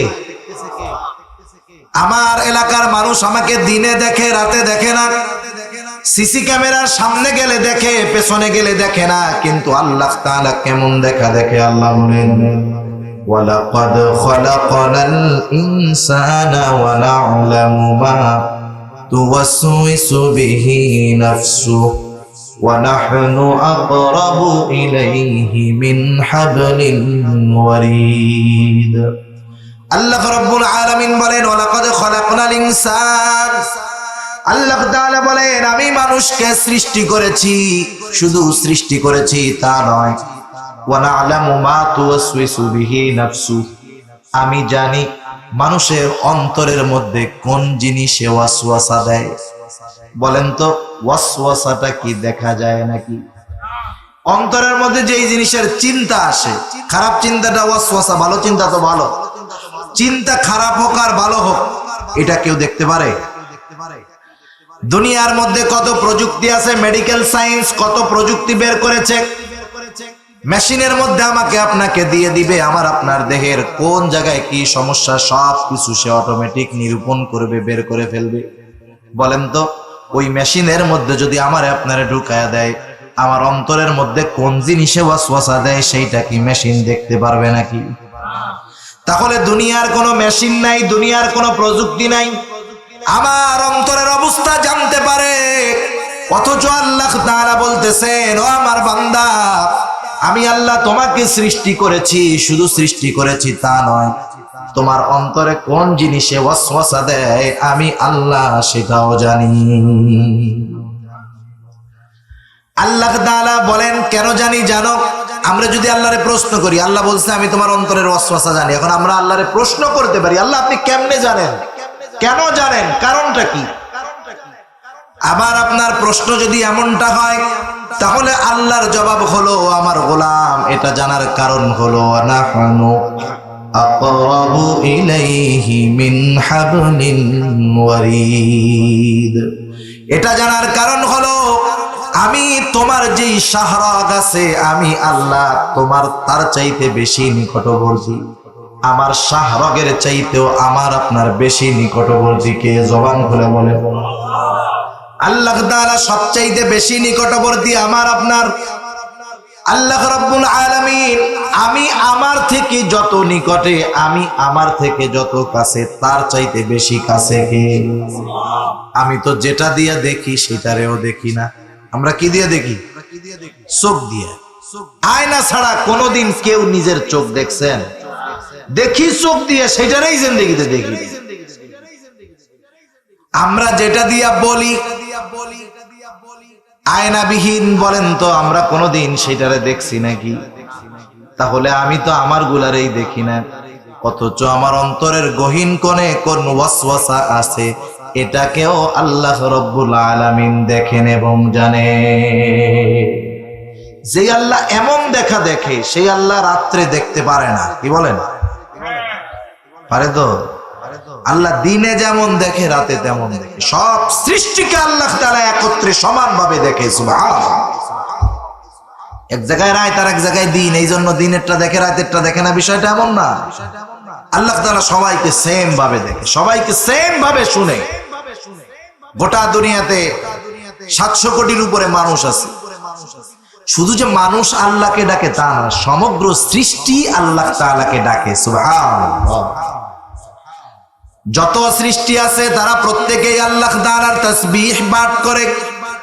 আল্লাহ তাআলা বলেন সাব্বাহা লিল্লাহি মা ফিস সামাওয়াতি ওয়া মা ফিল আরদ। আল্লাহ রাব্বুল আলামিন জানায় দিয়েছেন আসমান জমিনে যত প্রাণী আছে, যত মাখলুক আছে, যত সৃষ্টি আছে সব আল্লাহ তাআলার তাসবিহ পাঠ করে। সারা দুনিয়ার সব সৃষ্টি, শুধু মানুষ না, একই সাথে 700 কোটি মানুষ সহ এক সময় যদি একই সাথে এক একজন একটা কথা বলে, এক এক ধরনের কথা বলে, আল্লাহ রব্বুল আলামিন প্রত্যেকটা সৃষ্টির কথা শুনেন এবং প্রত্যেকের আলাদা আলাদা কথাগুলাকেও আল্লাহ তাআলা বুঝতে পারে। যেমন মনে করেন এখানে আপনারা যে কয়জন আছেন সবাই যদি এক কথা বলি, একটা শব্দই বলি, তাহলে এটা বোঝা সহজ। কিন্তু এক একজন এক এক কথা বলতেছে, একজন বলতেছে সুবহানাল্লাহ, আরেকজন আলহামদুলিল্লাহ, আরেকজন আল্লাহু আকবার, এরকম 200 মানুষ থাকলে 200 জন 200 প্রকারের শব্দ বলতেছে। এই শব্দ যখন একত্রে জোরে জোরে বলবে, আমি যদি চুপ করে আপনাকে ওটা শোনার চেষ্টা করি, ওই শব্দ মাখাইয়া এমন এক শব্দ হবে কিছুই বোঝা যাবে না, ঠিক কিনা বলে? কিন্তু আমরা যে শব্দগুলো এক একজনে আলাদা আলাদা শব্দ বলতেছি, আল্লাহ তাআলা প্রত্যেকটা শব্দকে স্পষ্টভাবে শুনতে পান, বুঝতে পারেন। সুবহানাল্লাহ। আল্লাহ হলেন এমন শ্রোতা। আল্লাহ রাব্বুল আলামিন সর্ব অবস্থায় সব সময় আমাকে দেখেন। আমার তো এই চিন্তা থাকার দরকার, আমি আমার বাবা দেখে ফেলবে এই ভয়ে আমি গুনাহ করি না, এই লজ্জায় গুনাহ করি না। পাশের বাড়ির চাচা আমাকে খুব ভালো জানে, মহব্বত করে ভালোবাসে, কিন্তু আমারে যদি কোনোদিন দেখে আমি সিগারেট খাইতেছি, চাচা দেখে ফেললে আমি লজ্জা পাবো। চাচার ভয়ে আমি গুনাহ করলাম না, চাচাকে লজ্জা পেয়ে আমি গুনাহ করলাম না। অথচ রাসূলুল্লাহ সাল্লাল্লাহু আলাইহি ওয়াসাল্লাম বলেন, মুমিনের তো আল্লাহর ব্যাপারে সবচাইতে বেশি লজ্জাশীল হওয়া উচিত। আমি দুনিয়ার মাখলুককে, দুনিয়ার আসবাবকে ভয় পেয়ে গুনাহ করি না, অথচ আমি আল্লাহর ভয়ে গুনাহ ছাড়ি না। তার মানে আমি আল্লাহর ভয় পাই না। আমি আপনি যদি আল্লাহকে যথাযথ ভয় পাইতাম, তাহলে বলেন তো গুনাহ করার সুযোগ ছিল নাকি? সিসি ক্যামেরা সব সময় রেকর্ড করে না, সব সময় দেখে না, আল্লাহ সব সময় দেখে। এরপরে আল্লাহ তাআলা জানায় দেন, বান্দা শুধু যে আমি আল্লাহ তোমাদের ব্যাপারে জানি বিষয়টা এমন নয়, আরো শুনে নাও।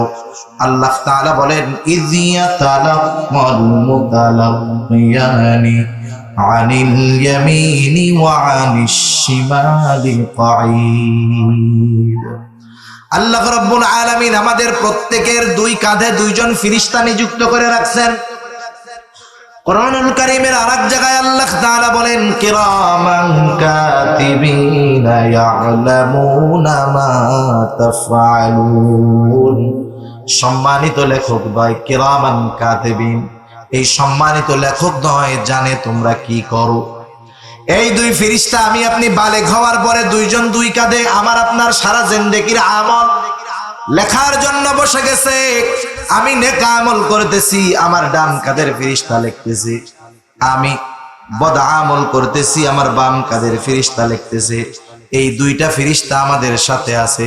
শুধু তাই নয়, আরো একজন ফেরেশতা আল্লাহ তাআলা নিযুক্ত করে রাখছেন। আল্লাহ বলেন, মা ইয়ালফিযু মিন কাউলিন ইল্লা লাদাইহি রাকীবুন আতীদ। আল্লাহ তাআলা আমাদের প্রত্যেকের সাথে একজন সদা তৎপর ফেরেশতা নিযুক্ত করে রাখছেন, যার কাজ হলো আমরা জবান দ্বারা যেই শব্দটা বাহির করি, সাথে সাথে সে সেই শব্দটাকে রেকর্ড করে রাখে। আমার আপনার প্রত্যেকটা শব্দ, প্রত্যেকটা আওয়াজ, প্রত্যেকটা কথা সবগুলা রেকর্ড করতেছে একজন ফেরেশতা। বলেন তো এটা আমার কথা নাকি আল্লাহ তাআলার কথা? আল্লাহ বললেন, বান্দা আমি তোমার অন্তরের ওয়াসওয়াসার ব্যাপারেও খবর রাখি। দুইজন ফেরেশতা তোমার সাথে দুই কাঁধে রেখে দিয়েছি। তোমার বদ আমল নেক আমল সম্পর্কে তারা জানে, শুধু জানে তা নয়, তারা লিপিবদ্ধ করে লেখা রাখে। আরো একজন ফেরেশতা আমি আল্লাহ তোমার সাথে নিযুক্ত দিয়ে রেখেছি, যে তোমার প্রতিটা কথাটাকে সংরক্ষণ করে, প্রতিটা কথা রেকর্ড করে রাখে। মনে করেন আপনি যদি জানতে পারেন যে আপনার নাম্বারটাকে ট্র্যাক করা হয়েছে, ট্র্যাকিং করা হয়েছে, আপনার পুরা মোবাইল নাম্বার ট্র্যাকিং, মানে আপনারা যদি কেউ ফোন দেয়, ওই ফোন শুধু আপনার কাছে যায় না, আরো একটা জায়গায় যায়। এখন এটা যদি আপনার কাছে খবর আসে, তাহলে আপনি অপর প্রান্তে যার সাথে কথা বলবেন উল্টা পাল্টা বলবেন নাকি? যে আমার নাম্বার তো প্রশাসন ট্র্যাকিং করছে, আমার প্রত্যেকটা কথা প্রশাসনের কানে যাইতেছে।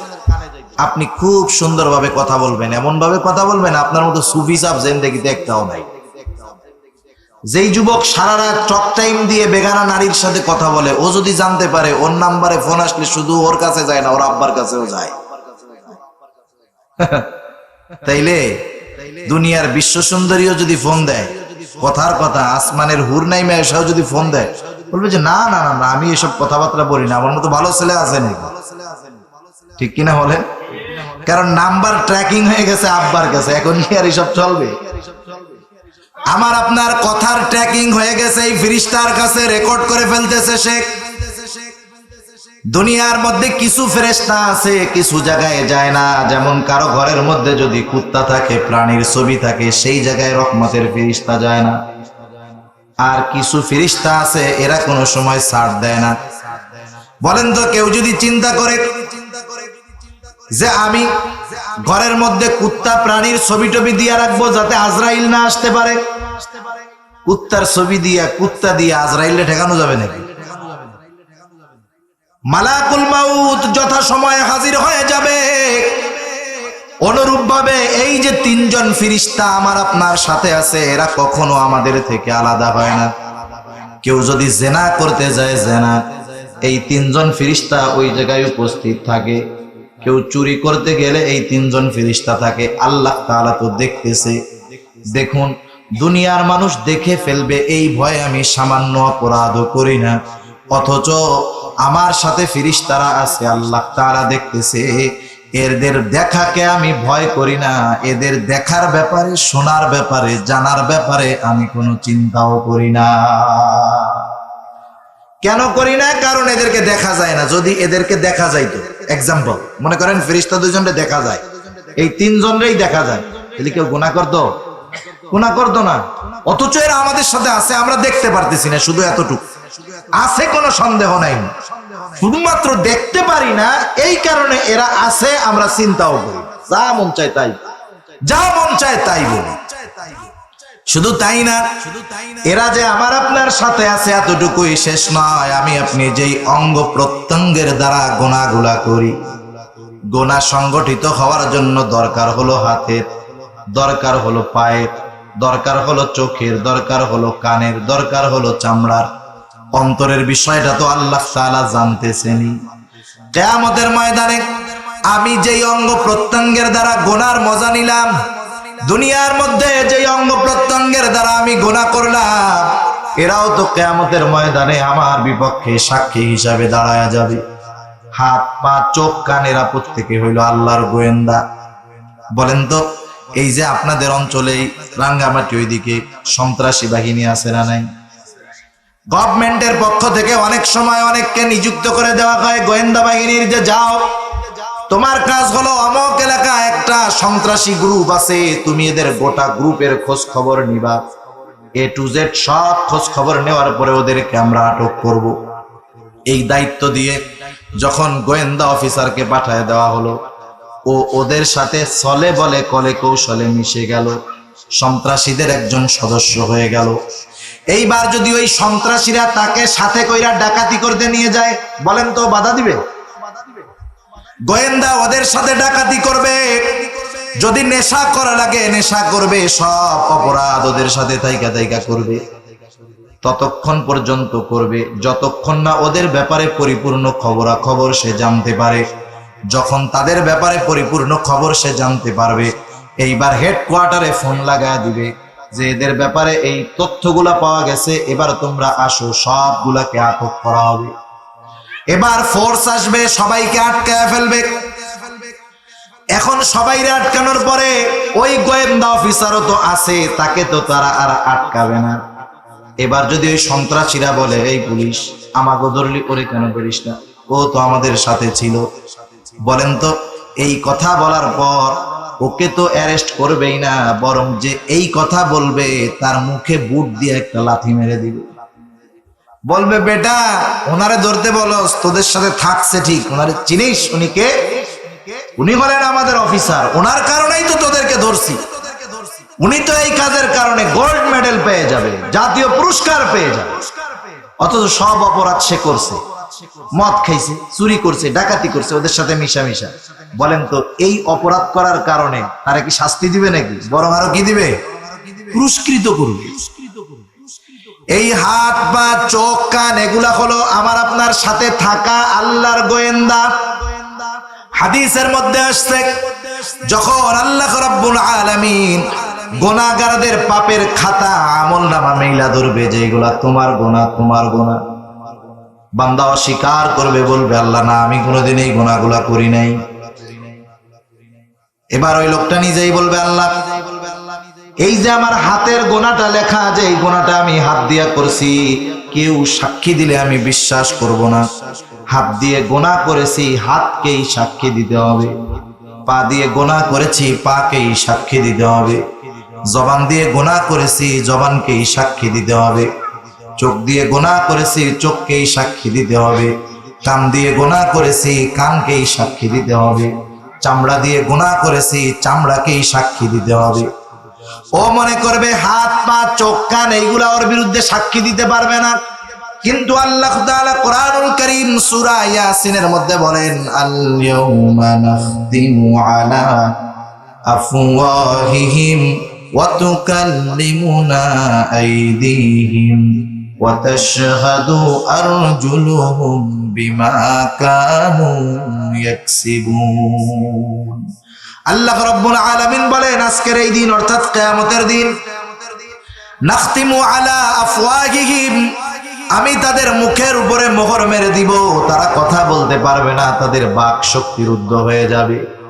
আল্লাহ তাআলা বলেন ওয়া তুকাল্লিমুনা আইদিহিম, আমার সাথে কথা বলবে তাদের হাত, ওয়া তাশহাদু আরজুলুহুম, সাক্ষী দিবে তাদের পা, বিমা কানু ইয়াকসিবুন, তারা হাত পা দ্বারা কি উপার্জন করেছে সব তারা আমি আল্লাহর কাছে বলে দিবে। শুধু তাই নয়, আল্লাহ তাআলা আরো এক জায়গায় বলেন শাহিদা আলাইহিম সামউহুম ওয়া আবসারুহুম ওয়া জুলুদুহুম বিমা কানু ইয়াকসিবুন। আল্লাহ তাআলা বলেন সাক্ষী দিবে তাদের বিরুদ্ধে, শাহিদা আলাইহিম, তাদের বিরুদ্ধে সাক্ষী দিবে তাদের চোখ, তাদের কান, তাদের চামড়া তাদের বিরুদ্ধে সাক্ষী দিবে। দুনিয়াতে হাতও কথা কয় না, পাও কথা কয় না, চোখও কথা কয় না, কানও কথা কয় না, চামড়াও কথা কয় না। কথা কয় নাকি? কথা বলে না। কিয়ামতের ময়দানে যখন কথা বলবে, অপরাধের সাক্ষীগুলা দিবে, ওরা বলবে হায় রে করে কি, এগুলো আবার কথা কয় কেন? ওরা থান্ডার্ড হয়ে যাবে, হতভম্ব হয়ে যাবে, কিংকর্তব্য বিমূঢ় হয়ে যাবে। ওরা সেই দিন প্রশ্ন করবে, চামড়াকে প্রশ্ন করবে, ক্বালু লিজুলুদিহিম লিমা শাহিদতুম আলাইনা, চামড়াকে বলবে কি ব্যাপার, তোমরা আমার বিরুদ্ধে কেন সাক্ষী দাও? দুনিয়াতে তো তোমরা কথা বলতে পারতা না, কথা বলতা না, কোনোদিন পাপ থেকে আমাদেরকে ফিরাও নাই। তুমি হাত দিয়ে কত পাপ করলাম, কোনোদিন ক্লান্ত হও নাই, বাধাও দাও নাই। পা দিয়ে কত পাপ করলাম, ও পাপ তুমি তো কোনোদিন মানা করো নাই। কান দিয়ে কত গান শুনলাম, খারাপ কথা শুনলাম, কোনোদিন তো তুমি ক্লান্ত হও নাই, কোনোদিন তো আমাদেরকে বাধা দাও নাই। চোখ দিয়ে কত গুনাহ করলাম, ঘন্টার পর ঘন্টা মোবাইলে দেখলাম, কোন ফাঁকে যে রাত শেষ তার খবরও নাই। কত দেখা দেখলাম মোবাইলের স্ক্রিনে, কত দেখা দেখলাম বেগানা নারী, কোনোদিন তো তুমি আমাদেরকে বাধা দাও নাই। চামড়া তোমার দ্বারা কত অন্যায় করলাম, কত খারাপ কথা বললাম জবান দিয়া, জিহ্বা দিয়া, কোনোদিন তো বাধা দাও নাই, কোনোদিন তো কথাও বলো নাই, মানাও করো নাই। এইবার ওই চামড়া জবাব দিবে, ক্বালু আনতাকানাল্লাহুল্লাযী আনতাকা কুল্লা শাই, আজকে আমাদেরকে কথা বলার ক্ষমতা আল্লাহ তাআলা দিয়েছেন, যিনি সবাইকে কথা বলার ক্ষমতা দিয়েছেন। সুতরাং দেখুন, এই দুনিয়ার মধ্যে আমি যখন একটা পাপ করি, তখন আমার পাপটা দেখে কে? জোরে বলেন। আমার পাপটা দেখে আল্লাহ, লেখে কে? ফেরেশতা। আমি যদি কোনো পাপের কথা বলি, শোনে কে? এই পাপের কথাটা সংরক্ষণ করে রাখে কে? ফেরেশতা। আবার যেই অঙ্গ প্রত্যঙ্গ গুলো দিয়ে আমি পাপ গুলা করি তারাও এগুলা জমা করে রাখছে। কিয়ামতের ময়দানে আমার পাপের কথা তারা আল্লাহ তাআলার কাছে বলে দিবে। এক সিসি ক্যামেরার ভয়ে পাপ করো না, কিন্তু দেখো আল্লাহ আছে, ফেরেশতা আছে 3 জন, তোমার অঙ্গ প্রত্যঙ্গ গুলো তোমার বিপক্ষে সাক্ষী। এই চিন্তা যদি কোনো মানুষের অন্তরে ঢুকে, বলেন তো ওই বেটা গুনাহ করতে পারে, পাপ করতে পারে, মিথ্যা কথা বলতে পারে, মানুষকে ঠকাইতে পারে? তার মানে এই চিন্তাগুলো আমাদের মধ্যে নাই। যদি থাকে তাহলে আমরা গুনার থেকে সবর করতে পারবো, সব গুনাহ থেকে আমরা বাঁচতে পারবো। এরপরে হলো সবরের 3 নম্বর প্রকার। সবরের 3 নম্বর প্রকার হলো সবরুন আনিল মাসায়েব, বিপদ আপদ মুসিবতের ক্ষেত্রে সবর। বিপদ আপদ মুসিবত এটা হলো মুমিনের পরীক্ষা। দুনিয়ার মধ্যে প্রত্যেকটা মুমিনকেই পরীক্ষার সম্মুখীন হতে হবে, এটা স্বাভাবিক ব্যাপার। কিন্তু আল্লাহ তাআলা হঠাৎ করে পরীক্ষা নিবেন এমনটা আল্লাহ বলেন নাই। আপনাদের এলাকার সবচেয়ে মেধাবী যেই ছাত্রটা, সে রাতের বেলা গিয়া ঘুমাইলো, সকাল বেলায় ঘুম থেকে উঠার পরে তাকে ডাক দিয়ে বলা হলো, চল আজকে 10টা সাবজেক্টেই তোর পরীক্ষা দেওয়া লাগবে। বলেন তো, যত মেধাবী ছাত্র হোক না কেন, প্রস্তুতিবিহীন তাকে যদি পরীক্ষা দেওয়ার জন্য নিয়ে যাওয়া হয়, পরীক্ষায় ভালো রেজাল্ট করা তো বহুত দূরের কথা, বরং ফেলের সম্ভাবনা বেশি। হঠাৎ করে যদি পরীক্ষা আমাদেরকে আল্লাহ তাআলা নিতেন, আমরা পরীক্ষার জন্য অপ্রস্তুত থাকতাম, ফেল হওয়ার সম্ভাবনা ছিল বেশি। আবার আল্লাহ রাব্বুল আলামিন কত সুন্দর সিস্টেম করে রাখছে। মনে করেন আপনাদের এলাকার আরেক মেধাবী ছাত্র, সে পড়ে ক্লাস 8-এ, এই ছাত্র গোল্ডেন এ প্লাস পেল। এই ছাত্রটাকে যদি আপনি 9-এর বই দেন, 10-এর বই দেন, এই ছাত্র 8 ক্লাসের ছাত্র যত মেধাবী হোক না কেন, বলেন তো ক্লাস 10-এর বই সে পরীক্ষা দিতে পারবে নাকি? তার মানে 8-এর উপরে তারে যেটা দেওয়া হবে এটা তার জন্য জুলুম হয়ে যাবে। অনুরূপভাবে আল্লাহর পরীক্ষার সিস্টেমটাও এরকম। 1 নাম্বার, আল্লাহ তাআলা প্রস্তুতিবিহীন পরীক্ষা নেন না। 2 নাম্বার, যে যতটুকু পরীক্ষা দেওয়ার যোগ্য তার বেশি পরীক্ষা তার উপরে চাপায়া দেন না। কথা বুঝতেছেন?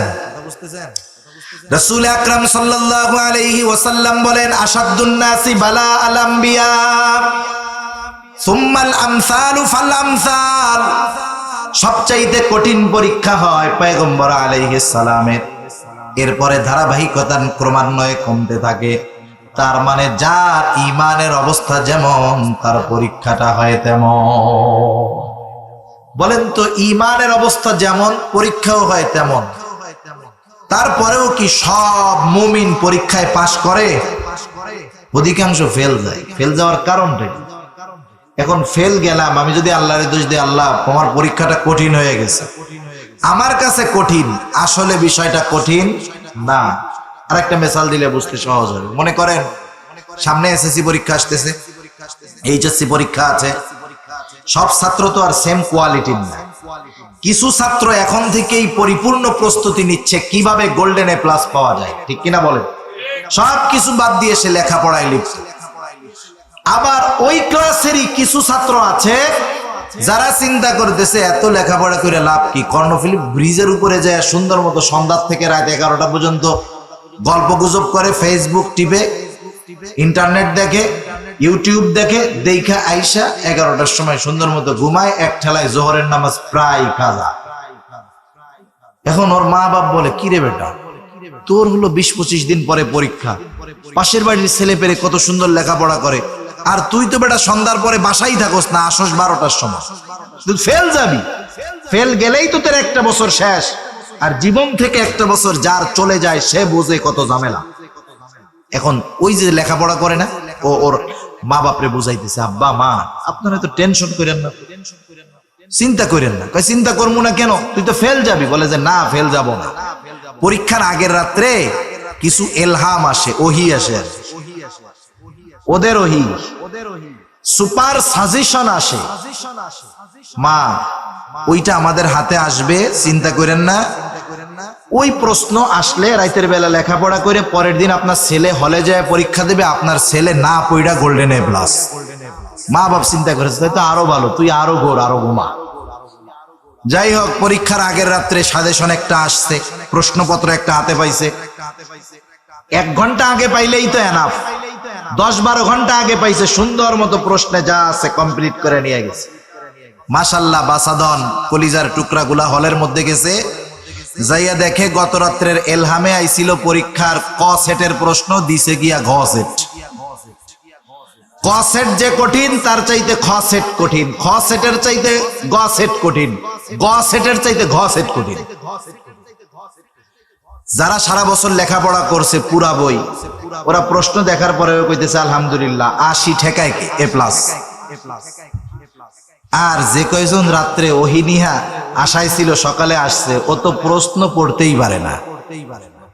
এখন যদি ওই 10 জন 15 জন ছাত্র হলের মধ্যে দাঁড়ায় বলে, স্যার কি হইছে স্যার, আমাদের প্রশ্ন তো একটাও কমন বাদে নাই, কি প্রশ্ন আসছে, কি আসমানের উপরের থেকে না জমিনের তলের থেকে, টেরও তো পাই না, এ পরীক্ষা আমরা মানি না, এ পরীক্ষা আমরা দিব না, আমাদের কোনো প্রশ্ন কমন আসে নাই, আমরা তো পরীক্ষায় ফেল করাই কষ্ট হয়ে যাবে, পাস তো বহুত দূর, ফেল করাই কষ্ট হয়ে যাবে। এখন বলেন, এই যে টোটো কোম্পানির ম্যানেজার গুলার যে দাবি যে পরীক্ষায় আমরা ফেল করাই কষ্ট হয়ে যাবে, এদের দাবি মেনে পরীক্ষা কি বাদ দেওয়া হবে? বরং তাদেরকে তিরস্কার করা হবে। তোমাদের ক্লাসের অন্যান্য ছাত্ররা তারা এ প্লাস পাওয়ার মতো অবস্থা, আর তোমরা একই ক্লাসের ছাত্র হইয়া পাস তো বহুত দূর, ফেলও করতে পারতেছো না, একই অবস্থা। এখন বলেন, এই যে ছাত্রগুলা পরীক্ষার হলে পাস করতে পারলো না, লিখতে পারলো না, এর জন্য কি স্যার দায়ী নাকি? এর জন্য দায়ী হলো তারা লেখাপড়া করে নাই, টোটো কোম্পানির ম্যানেজার ঘুরে বেড়াইছে, এই জন্য পারে নাই। অনুরূপ ভাবে বর্তমান দুনিয়ার পরীক্ষায় আমরা যেই মুমিনেরা পরীক্ষায় ফেল যাই, এর জন্য দায়ী তো আল্লাহ রব্বুল আলামিন নয়, বরং এর জন্য দায়ী হলাম আমরা নিজেরা। কারণ আল্লাহ রব্বুল আলামিন পরীক্ষা যে যতটুকু দিতে পারবে তার পরীক্ষা তেমনই হবে। আবার পরীক্ষার প্রস্তুতিও আল্লাহ তাআলা নেওয়ার সুযোগ করে দিয়েছেন, আবার জানায়ও দিয়েছেন বান্দা পরীক্ষাগুলা কোন কোন ক্ষেত্রে হতে পারে। আল্লাহ তাআলা কোরআনুল কারীমের সূরা বাকারার মধ্যে বলেন, ওয়ালা নাবলুওয়ান্নাকুম বিশাইইম মিনাল খাউফি ওয়াল জু'i ওয়া নাকসিম মিনাল আমওয়ালি ওয়াল আনফুসি ওয়াস সামারাত। আল্লাহ রাব্বুল আলামিন বলেন, ওয়ালা নাবলুওয়ান্নাকুম, আমি অবশ্যই তোমাদের পরীক্ষা নিব।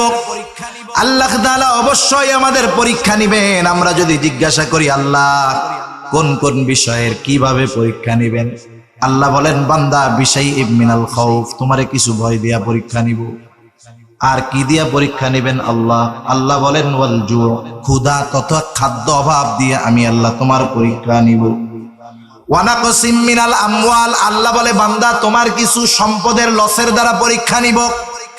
ওয়াল আনফুস, তোমার জীবনের ক্ষতির দ্বারা আমি আল্লাহ পরীক্ষা নিব। ওয়াস সামারাত, আমার বান্দা ফসলের ক্ষতির মাধ্যমে পরীক্ষা নিব। এখন আল্লাহ বলেন, এই পরীক্ষাগুলায় যারা উত্তীর্ণ হয়ে যাবে, কারণ পরীক্ষা বিপদ আপদ মুসিবত এটা আল্লাহর তরফ থেকেই আসে।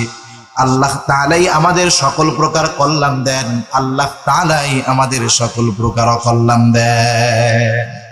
বলেন, তাকদীরের ভালো মন্দ, এই দুনিয়ার সুখ শান্তি স্বাচ্ছন্দ্য কষ্ট ক্লেশ সব কার তরফ থেকে আসে? জোরে বলেন। তাহলে আমাদের পরীক্ষায় এই বিপদে মুসিবতে আল্লাহই ফালাইছেন। কেন ফালাইছেন? আল্লাহ তাআলা পরীক্ষা করতে চান, আমার গোলাম আমি আল্লাহই তোমাকে শান্তিতে রাখি, আমি আল্লাহই তোমাকে কষ্ট দেই। আমি দেখতে চাই এই মুসিবতে পড়ে তুমি আমি আল্লাহকে ডাকো নাকি তুমি তোমার বাবাকে ডাকো। আল্লাহ দেখতে চায় যে পরীক্ষায় পড়ার পরে বিপদে পড়ে কারে ডাক। বিপদ আপদ মুসিবত জীবনে তো ছোট ছোট বহুত আসে। একজন হোঁচট খেয়া পড়ছে, এটাও তার একটা মুসিবত। মুসলিম শরীফের হাদিস, মুমিনের পায়ে যদি একটা কাঁটাও ফুটে এর কারণেও তার সগীরা গুনাহ মাফ হয়েছিল। হ্যাঁ, এই আষাঢ় খাইতেছে, মনে করেন আষাঢ় খায় না মানুষ, দৌড় দিয়া বৃষ্টির দিন কাদা যে জায়গায় আছে দেখবেন আষাঢ় খায়। যার অভ্যাস যেরকম আষাঢ় খাওয়ার পরে তার আচরণ হয় সেরকম। দেখবেন আষাঢ় খাইয়া কেউ কয় ও আল্লাহ, আষাঢ় খাওয়ার পরে কেউ কয় ও পরে, কেউ বলে ও আব্বা ও বাবা। আষাঢ় খাওয়ার পরে কেউ আল্লাহরেও ডাকে না, বাপ মারেও ডাকে না, আর এক বাবারে ডাকে, আছে না নাই? তাহলে আষাঢ় খাওয়ার পরে, বিপদ আসার পরে মুখ দিয়ে আল্লাহ শব্দ আসাটা এটা যেন তেন ব্যাপার না। কারণ কানেকশন যার সাথে আছে বিপদের সময় তার কথা, তার নামটা আগে মুখ দিয়ে আসে, ঠিক কিনা বল? এজন্য মুমিন যখন বিপদে পড়ে আগে মাজারে মানত করে না, আগে ডাকে কাকে? জোরে বলেন। কারণ মুমিনকে আল্লাহ তাআলা জানায় দিয়েছেন, ও আমার গোলাম, বিপদ তো আমি দিয়েছি, পরীক্ষা করতেছি যে বিপদে পড়ে তুমি কি করো। আবার আল্লাহ এও জানায় দিলেন, বান্দা বিপদে তো সাহায্যের প্রয়োজন, তুমি সাহায্য যখন প্রয়োজন তুমি কি করবা? আল্লাহ তাআলা বলেন, ইয়া আইয়ুহাল্লাযীনা আমানুস্তাঈনু বিস-সাবরি ওয়াস-সালাহ ইন্নাল্লাহা মা'আস-সাবিরিন। আল্লাহ তাআলা ইমানদারদেরকে উদ্দেশ্য করে বলেন, হে ইমানদারেরা, বিপদ আপদ মুসিবতে সাহায্যের প্রয়োজন, ইস্তাঈনু, আমি আল্লাহ তাআলার কাছে সাহায্য চাও। আল্লাহ হলেন আহকামুল হাকিমিন।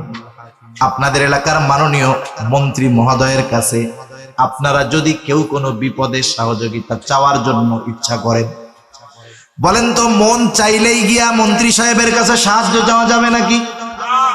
আপনি প্রথমে এলাকার মেম্বার সাহেবকে বলবেন, ও মেম্বার সাহেব, আমি একটু আমাদের মন্ত্রী সাহেবের সাথে একদিন দেখা করতে চাই। মেম্বারে কত কেজি তেল মারা লাগবে তার ঠিক নাই। মেম্বার 2-4 কেজি তেল মারার পরে এরপরে যাবে চেয়ারম্যানের কাছে।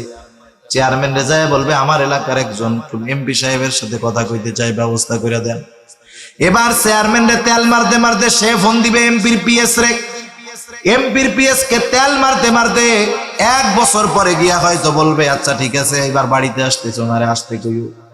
যখন আপনি আপনার অসুবিধার কথা নিয়ে যাবেন, 1 বছর আগের অসুবিধা, গেলেন 1 বছর পরে, ঢোকার সময় পিএস বলে টাইম কিন্তু 1 মিনিট, 1 মিনিটের মধ্যে বলে শেষ করবা।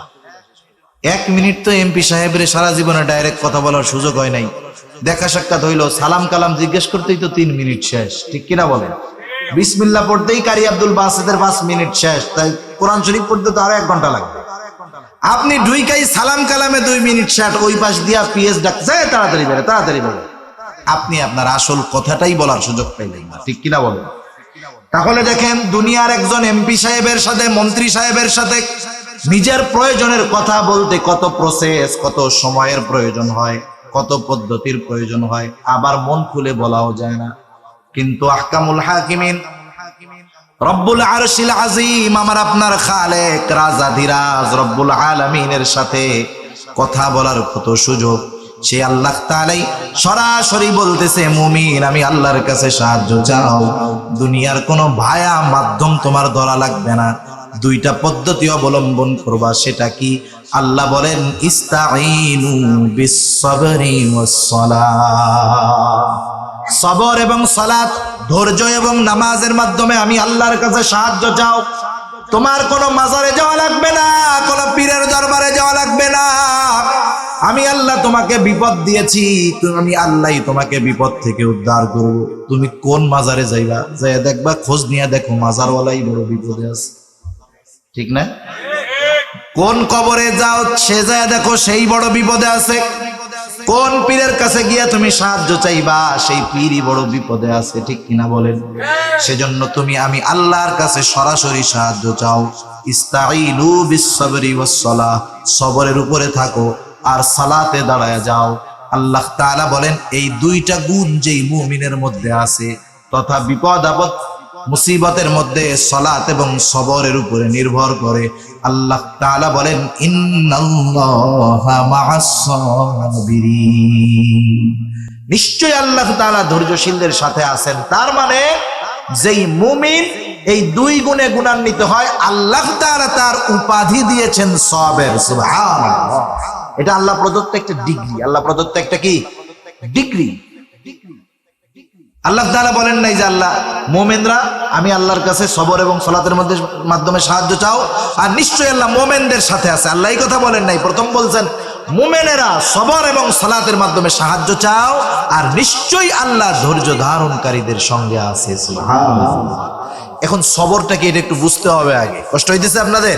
আর অল্প সময়ের মধ্যে শুনেন, বিপদ আপদ মুসিবত যখন আসে, শরীয়ত প্রদত্ত বৈধ পন্থা বিপদ থেকে উদ্ধার হওয়ার জন্য গ্রহণ করা এটা খারাপ কোনো কিছু না, বরং এটাই নিয়ম। মনে করেন আমি বিপদে পড়ছি, টিউমার হয়েছে, একজনের টিউমার, অ্যাপেন্ডিসাইড হয়েছে বা হার্টে প্রবলেম হয়েছে, এখন তার অপারেশন দরকার আছে না নাই? রাসূল আকরাম সাল্লাল্লাহু আলাইহি ওয়াসাল্লাম সহিহ হাদিসের মধ্যে বলেন যে তোমরা অসুস্থ হলে চিকিৎসা করো, তার মানে চিকিৎসা নবীজির সুন্নাত। সুবহানাল্লাহ। এখন আমরা চিকিৎসা গ্রহণ করব, কিন্তু আমার আস্থা, আমার বিশ্বাস চিকিৎসক এবং ওষুধ বা চিকিৎসা সামগ্রীর উপরে থাকবে। এজন্য দেখবেন হসপিটালে গিয়া দেখবেন মাঝে মধ্যে আমরা দেখি গভীর রাত যুবক মানুষ নামাজের মধ্যে দাঁড়ায় গেছে, লম্বা সময় ধরে নামাজ পড়তেছে। নামাজের পরে জিজ্ঞাসা করা হলো, কি ভাই এত লম্বা নামাজ, দীর্ঘ সময়ের মোনাজাত, কারণটা কি? এইবার ছেলেটা বলতেছে, হুজুর আমি আমার স্ত্রীকে অপারেশন থিয়েটারের অপারেশনের টেবিলের মধ্যে শোয়ায় রাখা আসছি, সে এখন অপারেশন থিয়েটারে আছে। বাংলাদেশের শ্রেষ্ঠ ডাক্তার তার অপারেশন করতেছে। হুজুর একটু দোয়া করেন। আমিও আল্লাহর কাছে দোয়া করতেছি যাতে করে অপারেশনটা সাকসেসফুল হয়। অপারেশন করে ডাক্তার, দোয়া করে কার কাছে? এটাও সবরের অন্তর্ভুক্ত। আল্লাহ তাআলা এটাই চায় যে বান্দা যত ওষুধ হোক আর যত ডাক্তার হোক সবকিছু ওরা করবে, কিন্তু মূল চাবিকাঠি হলো আমি আল্লাহর হাতে। এখন যদি কেউ বিপদে পড়ে বৈধ পন্থা অবলম্বন করে, এটা সবরের বহির্ভূত জিনিস না। কিন্তু বিপদে পড়ে আসবাবের সাহায্য নিয়ে আসবাবের উপরে ভরসা রাখা যাবে না। ওষুধ খাইতেছি, জ্বর হইছে, জ্বর হইলে ওষুধ খাইলেই ভালো হয় এমনটা না, বরং আল্লাহ যারটা ভালো করবে, আল্লাহ যেই ওষুধ আমার জন্য কার্যকর করবে সেটাই কার্যকর হবে। ঠিক কিনা বলেন? এজন্য ওষুধ খাওয়ার সময় গ্রামের মানুষ সহজ সরল বোঝে না তো, কি কয়? আল্লাহ শাফি, আল্লাহ কাফি, আল্লাহ মুফতি। ওষুধ খাইতেছে দোকান থেকে আই না, কিন্তু সাহায্য চাইতেছে কার কাছে? শব্দগুলা যদিও হাদিস সম্মত না, কিন্তু সেই ইয়াকিনের সাথে বলে তো যে আল্লাহ আপনি মাফ করেন, আপনি যথেষ্ট হন, আপনি রোগ মুক্তি দান করেন। এটাই মূল কথা। এই ভিতরে থাকলে সবরের বহির্ভূত হবে না। কিন্তু যদি এমন হয় খবর আইছে বিপদের, সাথে সাথে মান্নত করে বসছে আগামী ওরসে 5টা খাসি বাবার দরবারে। বিপদ আসার সাথে সাথে কি মানত করছে? খাসি একটা বাবার দরবারে। কাম খালাস, সবর থেকে সে বাইরে হয়ে গেছে। সেজন্য বিপদ আপদ মুসিবতে শরীয়ত সমর্থিত পদ্ধতি গ্রহণে কোনো বাধা নাই, কিন্তু ভরসা থাকতে হবে কার উপর? আওয়াজ দিয়ে বলেন, আল্লাহ তাআলার উপর ভরসা থাকতে হবে। সেই জন্য আল্লাহ আমাদের বিপদ দিতে পারে, ভয় দিতে পারে, ক্ষুধা দিয়ে পরীক্ষা করতে পারে। আল্লাহ তাআলা মালের ক্ষতি, জানের ক্ষতি, ফসলের ক্ষতি দিয়ে পরীক্ষা করতে পারে। এই বিপদ আপদ মুসিবত যখন আসবে, শরীয়ত সমর্থিত পদ্ধতি গ্রহণ করব, আল্লাহর কাছে সাহায্য চাব। এই বিষয়টা যদি আমাদের ঠিক থাকে, ওই ধরনের মুমিনের ব্যাপারে আল্লাহ তাআলা আবার বলতেছেন, হাবিব ওয়াবাশশিরিস সাবিরিন, আপনি ধৈর্য ধারণকারীদেরকে সুসংবাদ জানায়া দেন। সুসংবাদ কাদের জানাবেন জানেন? আল্লাযীনা ইযা আসাবাতহুম মুসিবাতুন ক্বালু ইন্না লিল্লাহি ওয়া ইন্না ইলাইহি রাজিউন। আল্লাহ রাব্বুল আলামিন বলেন, সুসংবাদ হলো এই সমস্ত মানুষের জন্য, আল্লাযীনা ইযা আসাবাতহুম মুসিবাহ, যখন তাদের কাছে কোনো বিপদ আপদ উপস্থিত হয়, তথা তারা যখন কোনো বিপদ আপদ মুসিবতের মধ্যে পতিত হয়ে যায়, তারা কি বলে? তারা বলে ইন্না লিল্লাহি ওয়া ইন্না ইলাইহি রাজিউন। এই দোয়া মুখস্থ আছে না সবার? এটা গ্রামের কিছু কিছু মানুষ বলে যে এটা হলো মানুষ মরার দোয়া। কিসের দোয়া?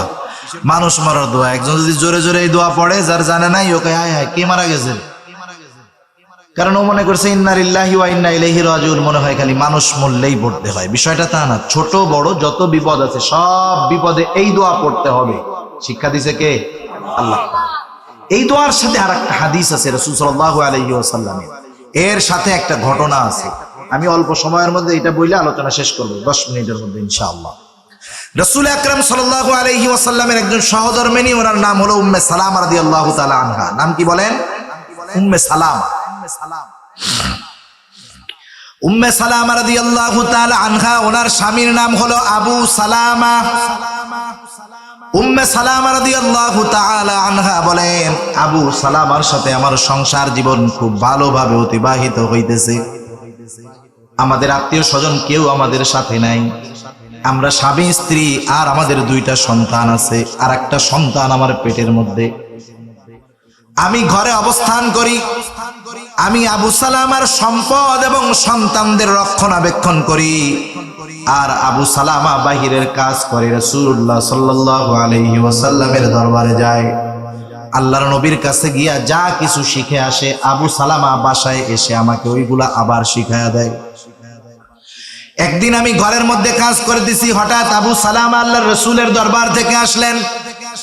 আজকে আবু সালামার চেহারাটা বড় হাস্য উজ্জ্বল দেখা যায়।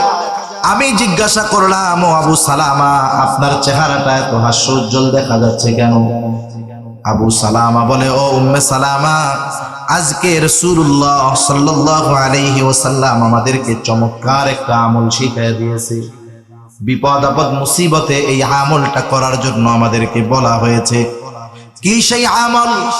উম্মে সালামাকে এবার আবু সালামা বলতেছি, শোনো, রাসূলুল্লাহ সাল্লাল্লাহু আলাইহি ওয়াসাল্লাম বলেছে, তোমরা যখন কোনো বিপদ আপদ মুসিবতে পড়বা, সেটা যত ছোট হোক আর যত বড় হোক, সাথে সাথে তোমরা পড়বা ইন্না লিল্লাহি ওয়া ইন্না ইলাইহি রাজিউন, আল্লাহুম্মা আজুরনি ফি মুসিবাতি ওয়া আখলুফনি খায়রাম মিনহা।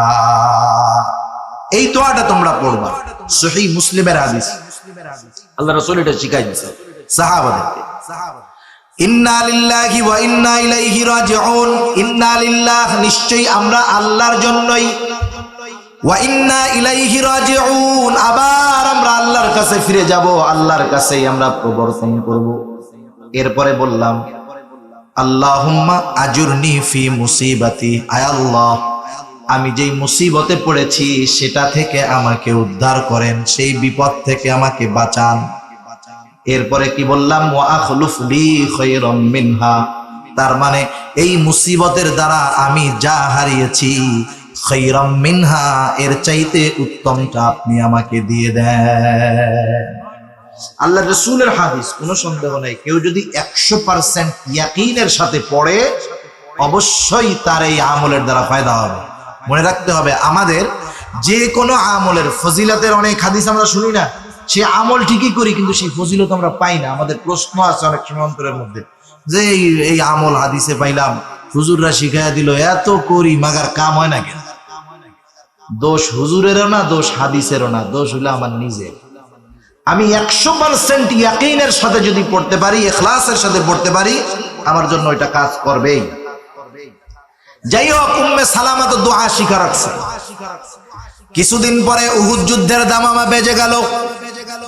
সবার সাথে আবু সালামা উহুদ যুদ্ধে অংশগ্রহণ করলো। 2টা বর্ণনা।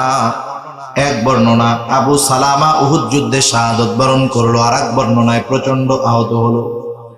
সে যাই হোক, একদিন হঠাৎ করে আবু সালামা ঘরের মধ্যে ঘরের কাজ করতেছে। উম্মে সালামা হঠাৎ করে একজন দৌড় দিয়া খবর দিয়া গিয়া গেল, ও উম্মে সালামা, তোমার স্বামী আবু সালামা দুনিয়ায় নাই, সে কিন্তু মৃত্যুবরণ করেছে। উম্মে সালামা কাজ করতেছে এমত অবস্থায়।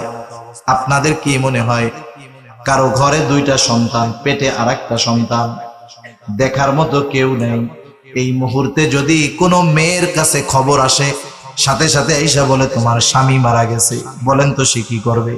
এক চিৎকার দিয়া হয়তো অজ্ঞান, নাইলে এমন চিৎকার দিবে পাড়ার বুড়া বুড়ি, পুরুষ যুবক যুবতী যা আছে সব ওই জায়গায় হাজির হবে। ঠিক কিনা বলেন? মাথার চুল চাপড়ানো শুরু করবে, বলবে আমার সব শেষ, সব গেল রে, আমার কি হইব, আমার পোলাপানের কি হইব, সব শেষ, সব শেষ। কিন্তু উম্মে সালামার কাছে যখন আইসা খবর দিল, উম্মে সালামা চুল চাপড়ায় নাই, চিৎকার দেয় নাই, উম্মে সালামা চিৎকার করে নাই, আল্লাহকে অভিযোগ করে নাই, আল্লাহর ব্যাপারে অভিযোগ দায়ের করে নাই যে আল্লাহ আপনি কি করলেন। উম্মে সালামা যখন এই খবরটা শুনলো, বলেন তো একজন স্ত্রী হিসাবে ওই মুহূর্তে উম্মে সালামার কাছে এর চাইতে বড় মুসিবত আর কিছু হতে পারে নাকি? উম্মে সালামা এই খবরটা যখন পাইছে, সাথে সাথে মনে পড়ে গেছে রাসূলুল্লাহ সাল্লাল্লাহু আলাইহি ওয়াসাল্লাম শিখায়া দিয়েছে, স্বামীর কাছ থেকে শিখে রাখছে। সে সাথে সাথে পড়ছে ইন্না লিল্লাহি ওয়া ইন্না ইলাইহি রাজিউন, আল্লাহুম্মা আজুরনি ফি মুসিবাতি ওয়া আখলুফ লি খায়রাম মিনহা। সাথে সাথে পড়ে দিয়েছে। উম্মে সালামা রাদিয়াল্লাহু তাআলা আনহা বলেন, আমি তো এই আমলটা করলাম, ইতিমধ্যে আমার পেটের সন্তানও দুনিয়ার মধ্যে আসলো, দিন যায়, আমার অভাব আরো বেড়ে যাইতেছে, খুব কষ্টে আমি দিন যাপন করতেছি। আমার কষ্টের খবর সবার কাছে পৌঁছায়া গেছে। রাসূল আকরাম সাল্লাল্লাহু আলাইহি ওয়াসাল্লাম আমার কষ্টের ব্যাপারে জানতে পারলেন। একদিন দুপুর বেলায় আমি আমার চামড়ার পানির মস্ক ছিঁড়ে গেছে, ওইটারে আমি খেজুরের পাতা দিয়ে সেলাই করতেছিলাম। হঠাৎ দেখতে পাইলাম রাসূলুল্লাহ সাল্লাল্লাহু আলাইহি ওয়াসাল্লাম দুপুর বেলা আমার বাড়ির দিকে আসতেছেন। আমি যখন নিশ্চিত হলাম যে আল্লাহর নবী আমার বাড়িতেই আসতেছে, এইবার আমি ঘরের মধ্যে গেলাম, আল্লাহর রাসূলের জন্য বসার ব্যবস্থা করলাম। রাসূলুল্লাহ সাল্লাল্লাহু আলাইহি ওয়াসাল্লাম আমার জীর্ণ কুটিরের মধ্যে বসলেন, আমার এবং আমার সন্তানদের খোঁজ খবর নিলেন। আমি আমার সব কষ্টের কথা, অসুবিধার কথা আল্লাহর নবীর কাছে বললাম। রাসূলুল্লাহ সাল্লাল্লাহু আলাইহি ওয়াসাল্লাম আমার সব কথাগুলা শুনলেন। আমার কথা শেষ, এইবার রাসূল সাল্লাল্লাহু আলাইহি ওয়াসাল্লাম আমাকে বিবাহের প্রস্তাব দিলেন। আল্লাহর রাসূল বিবাহের প্রস্তাব দিলেন একজন মেয়ে হিসাবে। মনে করেন একটা ছেলে একটা মেয়ের বিবাহের প্রস্তাব দিয়েছে। স্বাভাবিক কি হয়, বিবাহ বাড়িতে যাওয়ার পরে যখন মেয়ের কাছ থেকে কবুল আনতে পাঠায় না, কোন মেয়ে যদি যাইয়া বলার সাথে সাথে হাইসা দিয়া বলে কবুল কবুল কবুল, তাহলে আশেপাশের লোক বলে কি লজ্জা, লজ্জাই নেই। একটু লজ্জা শরম থাকলে একটু আস্তে আস্তে হবে না? ও তো বৈধ বিয়া, ও কবুল কইছে, রাজি হয়ে গেছে গা, এই জন্য আমরা কি বলছি, বলছি লজ্জা নাই। তার মানে প্রস্তাব দেওয়ার সাথে সাথে লজ্জাশীল নারী সে প্রস্তাব দেওয়ার সাথে সাথে এরকম বলে না। আবার উম্মে সালামা চিন্তা করতেছে আল্লাহর রাসূল প্রস্তাব দিছে, ডাইরেক্ট না বলার সুযোগ আছে? যদি আমি বলি সরাসরি রাজি হয়ে যাই তাইলে তো আমার লজ্জা ভেঙে গেল, আর যদি আল্লাহর রাসূলের প্রস্তাব ফিরায় দেই কত বড় বেয়াদবি হয়ে গেল। ওইটা তো ওই জামানার কথা। এখন তো আমরা এমন এক জামানায় বসবাস করতেছি, কিছু নারীর লজ্জা তো বহুদূর, বরং ছেলেদেরকে অপহরণ করে নিয়ে তারা বিবাহ করতেছে। চিন্তা করছেন, মুরব্বী যারা আছে 50 বছর যাদের বয়স, যে আল্লাহ কি দেখলাম, এ তো কল্পনাও করি নাই, স্বপ্নেও কোনোদিন ভাবি নাই। আবার অনেক ছেলে চিন্তা করতেছে বাপ মায় বিয়া দেয় না, যদি এরকম অপহরণ কইরা কেউ বিয়া কইরাই ফেলাইতে তো ভালো। তা যাই হোক, চিন্তা করেন উম্মে সালামা রাদিয়াল্লাহু তাআলা আনহার চিন্তা কি। উনি লজ্জায় হাও বলেন নাই, আবার বেয়াদবি হবে নাও বলেন নাই। উম্মে সালামা রাদিয়াল্লাহু তাআলা আনহা বলেন, আল্লাহর রাসূলের প্রস্তাবের পরে আমি 3টা ওযর আল্লাহর নবীর সামনে পেশ করলাম। 1 নাম্বার বললাম, ইয়া রাসূলুল্লাহ, আমি অতি লজ্জাশীলা, হতে পারে আমার এই অতি লজ্জা আপনার কষ্টের কারণ হতে পারে। 2 নাম্বার, আমার তো বয়স অনেক হয়ে গেছে। 3 নাম্বার, আমার 3টা সন্তান আছে, ইয়া রাসূলুল্লাহ, আমার বিবাহের পরে এই 3টা সন্তানের অবস্থা কি হবে? আল্লাহর নবী বলতেছেন, ও উম্মে সালামা, 1 নাম্বার তোমার লজ্জা বেশি, আল্লাহ তাআলা তোমার এই অতি লজ্জাকে স্বাভাবিক করে দিবেন। 2 নাম্বার, তুমি বলতেছো বয়সের কথা, আমার বয়স তো 55 বছর, বয়স কোনো ব্যাপার না। 3 নাম্বার, তুমি তোমার সন্তানদের বিষয়ে চিন্তিত আছো, তোমার সন্তান এরা তো কোন জানি আমারই সন্তান। উম্মে সালামার বিবাহ হয়ে গেল রাসূলুল্লাহ সাল্লাল্লাহু আলাইহি ওয়াসাল্লামের সাথে। হযরতে উম্মে সালামা রাদিয়াল্লাহু তাআলা আনহা বলেন, আমার স্বামী আবু সালামার মৃত্যু ছিল আমার জন্য সবচাইতে বড় মুসিবত। আমি স্বামীর মৃত্যুর খবর পাওয়ার সাথে সাথে দোয়াটা পড়লাম। আর পরবর্তীতে আমি চিন্তা করতাম, স্বামী হিসাবে আমার কাছে আবু সালামার চাইতে উত্তম আর কেউ নয়। তাইলে আল্লাহর কাছে তো আমি এই দোয়ার মাধ্যমে আরো উত্তম স্বামী প্রার্থনা করেছি। কে হবে সেই উত্তম স্বামী? আমার মনের মধ্যে সব সময় এই জল্পনা কল্পনা ছিল, কিন্তু আমার আল্লাহ আমার দোয়াটাকে কবুল করেছেন। আল্লাহ তাআলা স্বামী হিসাবে আবু সালামার জায়গায় স্বামী হিসাবে এমন মানুষকে আল্লাহ তাআলা আমাকে দান করেছে, যার মতো আখলাকওয়ালা মানুষ আসমানের নিচে আর জমিনের উপরে একটাও নাই। সেজন্য বিপদ আপদ মুসিবত আসতেই পারে, এই আমলগুলো আমাদের করতে হবে, তাহলে সবরের উপরে থাকা যাবে। আর সর্ব অবস্থায় এই অভ্যাসটা করে সবরের উপরে দায়েম ও কায়েম থাকতে হবে। আল্লাহ তাআলা সেই কথাই বলেন, বান্দা ইয়া আইয়ুহাল্লাযীনা আমানুসবিরু ওয়া সাবিরু, হে মুমিন বান্দা তুমি সবর করো, সবরের উপরে অটল থাকো। ওয়ারাবিতু, সর্ব অবস্থায় জিহাদের জন্য প্রস্তুত থাকো। 4 নম্বরে ওয়াত্তাকুল্লাহ, আল্লাহ তাআলাকে ভয় করো, তাহলে কি হবে? লাআল্লাকুম তুফলিহুন, এই 4 গুণে তুমি কেন গুণান্বিত হবা? যাতে করে তুমি একজন সফল মুমিন হতে পারো। সফল মুমিন হওয়ার দরকার আছে না নাই? আল্লাহ তাআলা আমাদের প্রত্যেককে সবরের গুণে গুণান্বিত হওয়ার তৌফিক আল্লাহ দান করুক। সবাই বলি আমিন। আরেকটা বিষয় খেয়াল রাখতে হবে, আল্লাহ রাসূল বলছে, তোমরা আল্লাহর কাছে কখনো সবর প্রার্থনা করবা না। আল্লাহর কাছে সব সময় মুসিবত থেকে মুক্তি চাইবা। এরপরেও যদি মুসিবত চলে আসে তাহলে সবর করবা। আর সবর কোন পদ্ধতিতে করতে হবে আমরা বিস্তারিত আলোচনা করেছি। আল্লাহ তাআলা আমাদেরকে কথাগুলো বুঝবার, আমল করবার তৌফিক দান করুক। সবাই বলি আমিন। ওয়া আখিরু দাওয়ানা আলহামদুলিল্লাহি রাব্বিল আলামিন।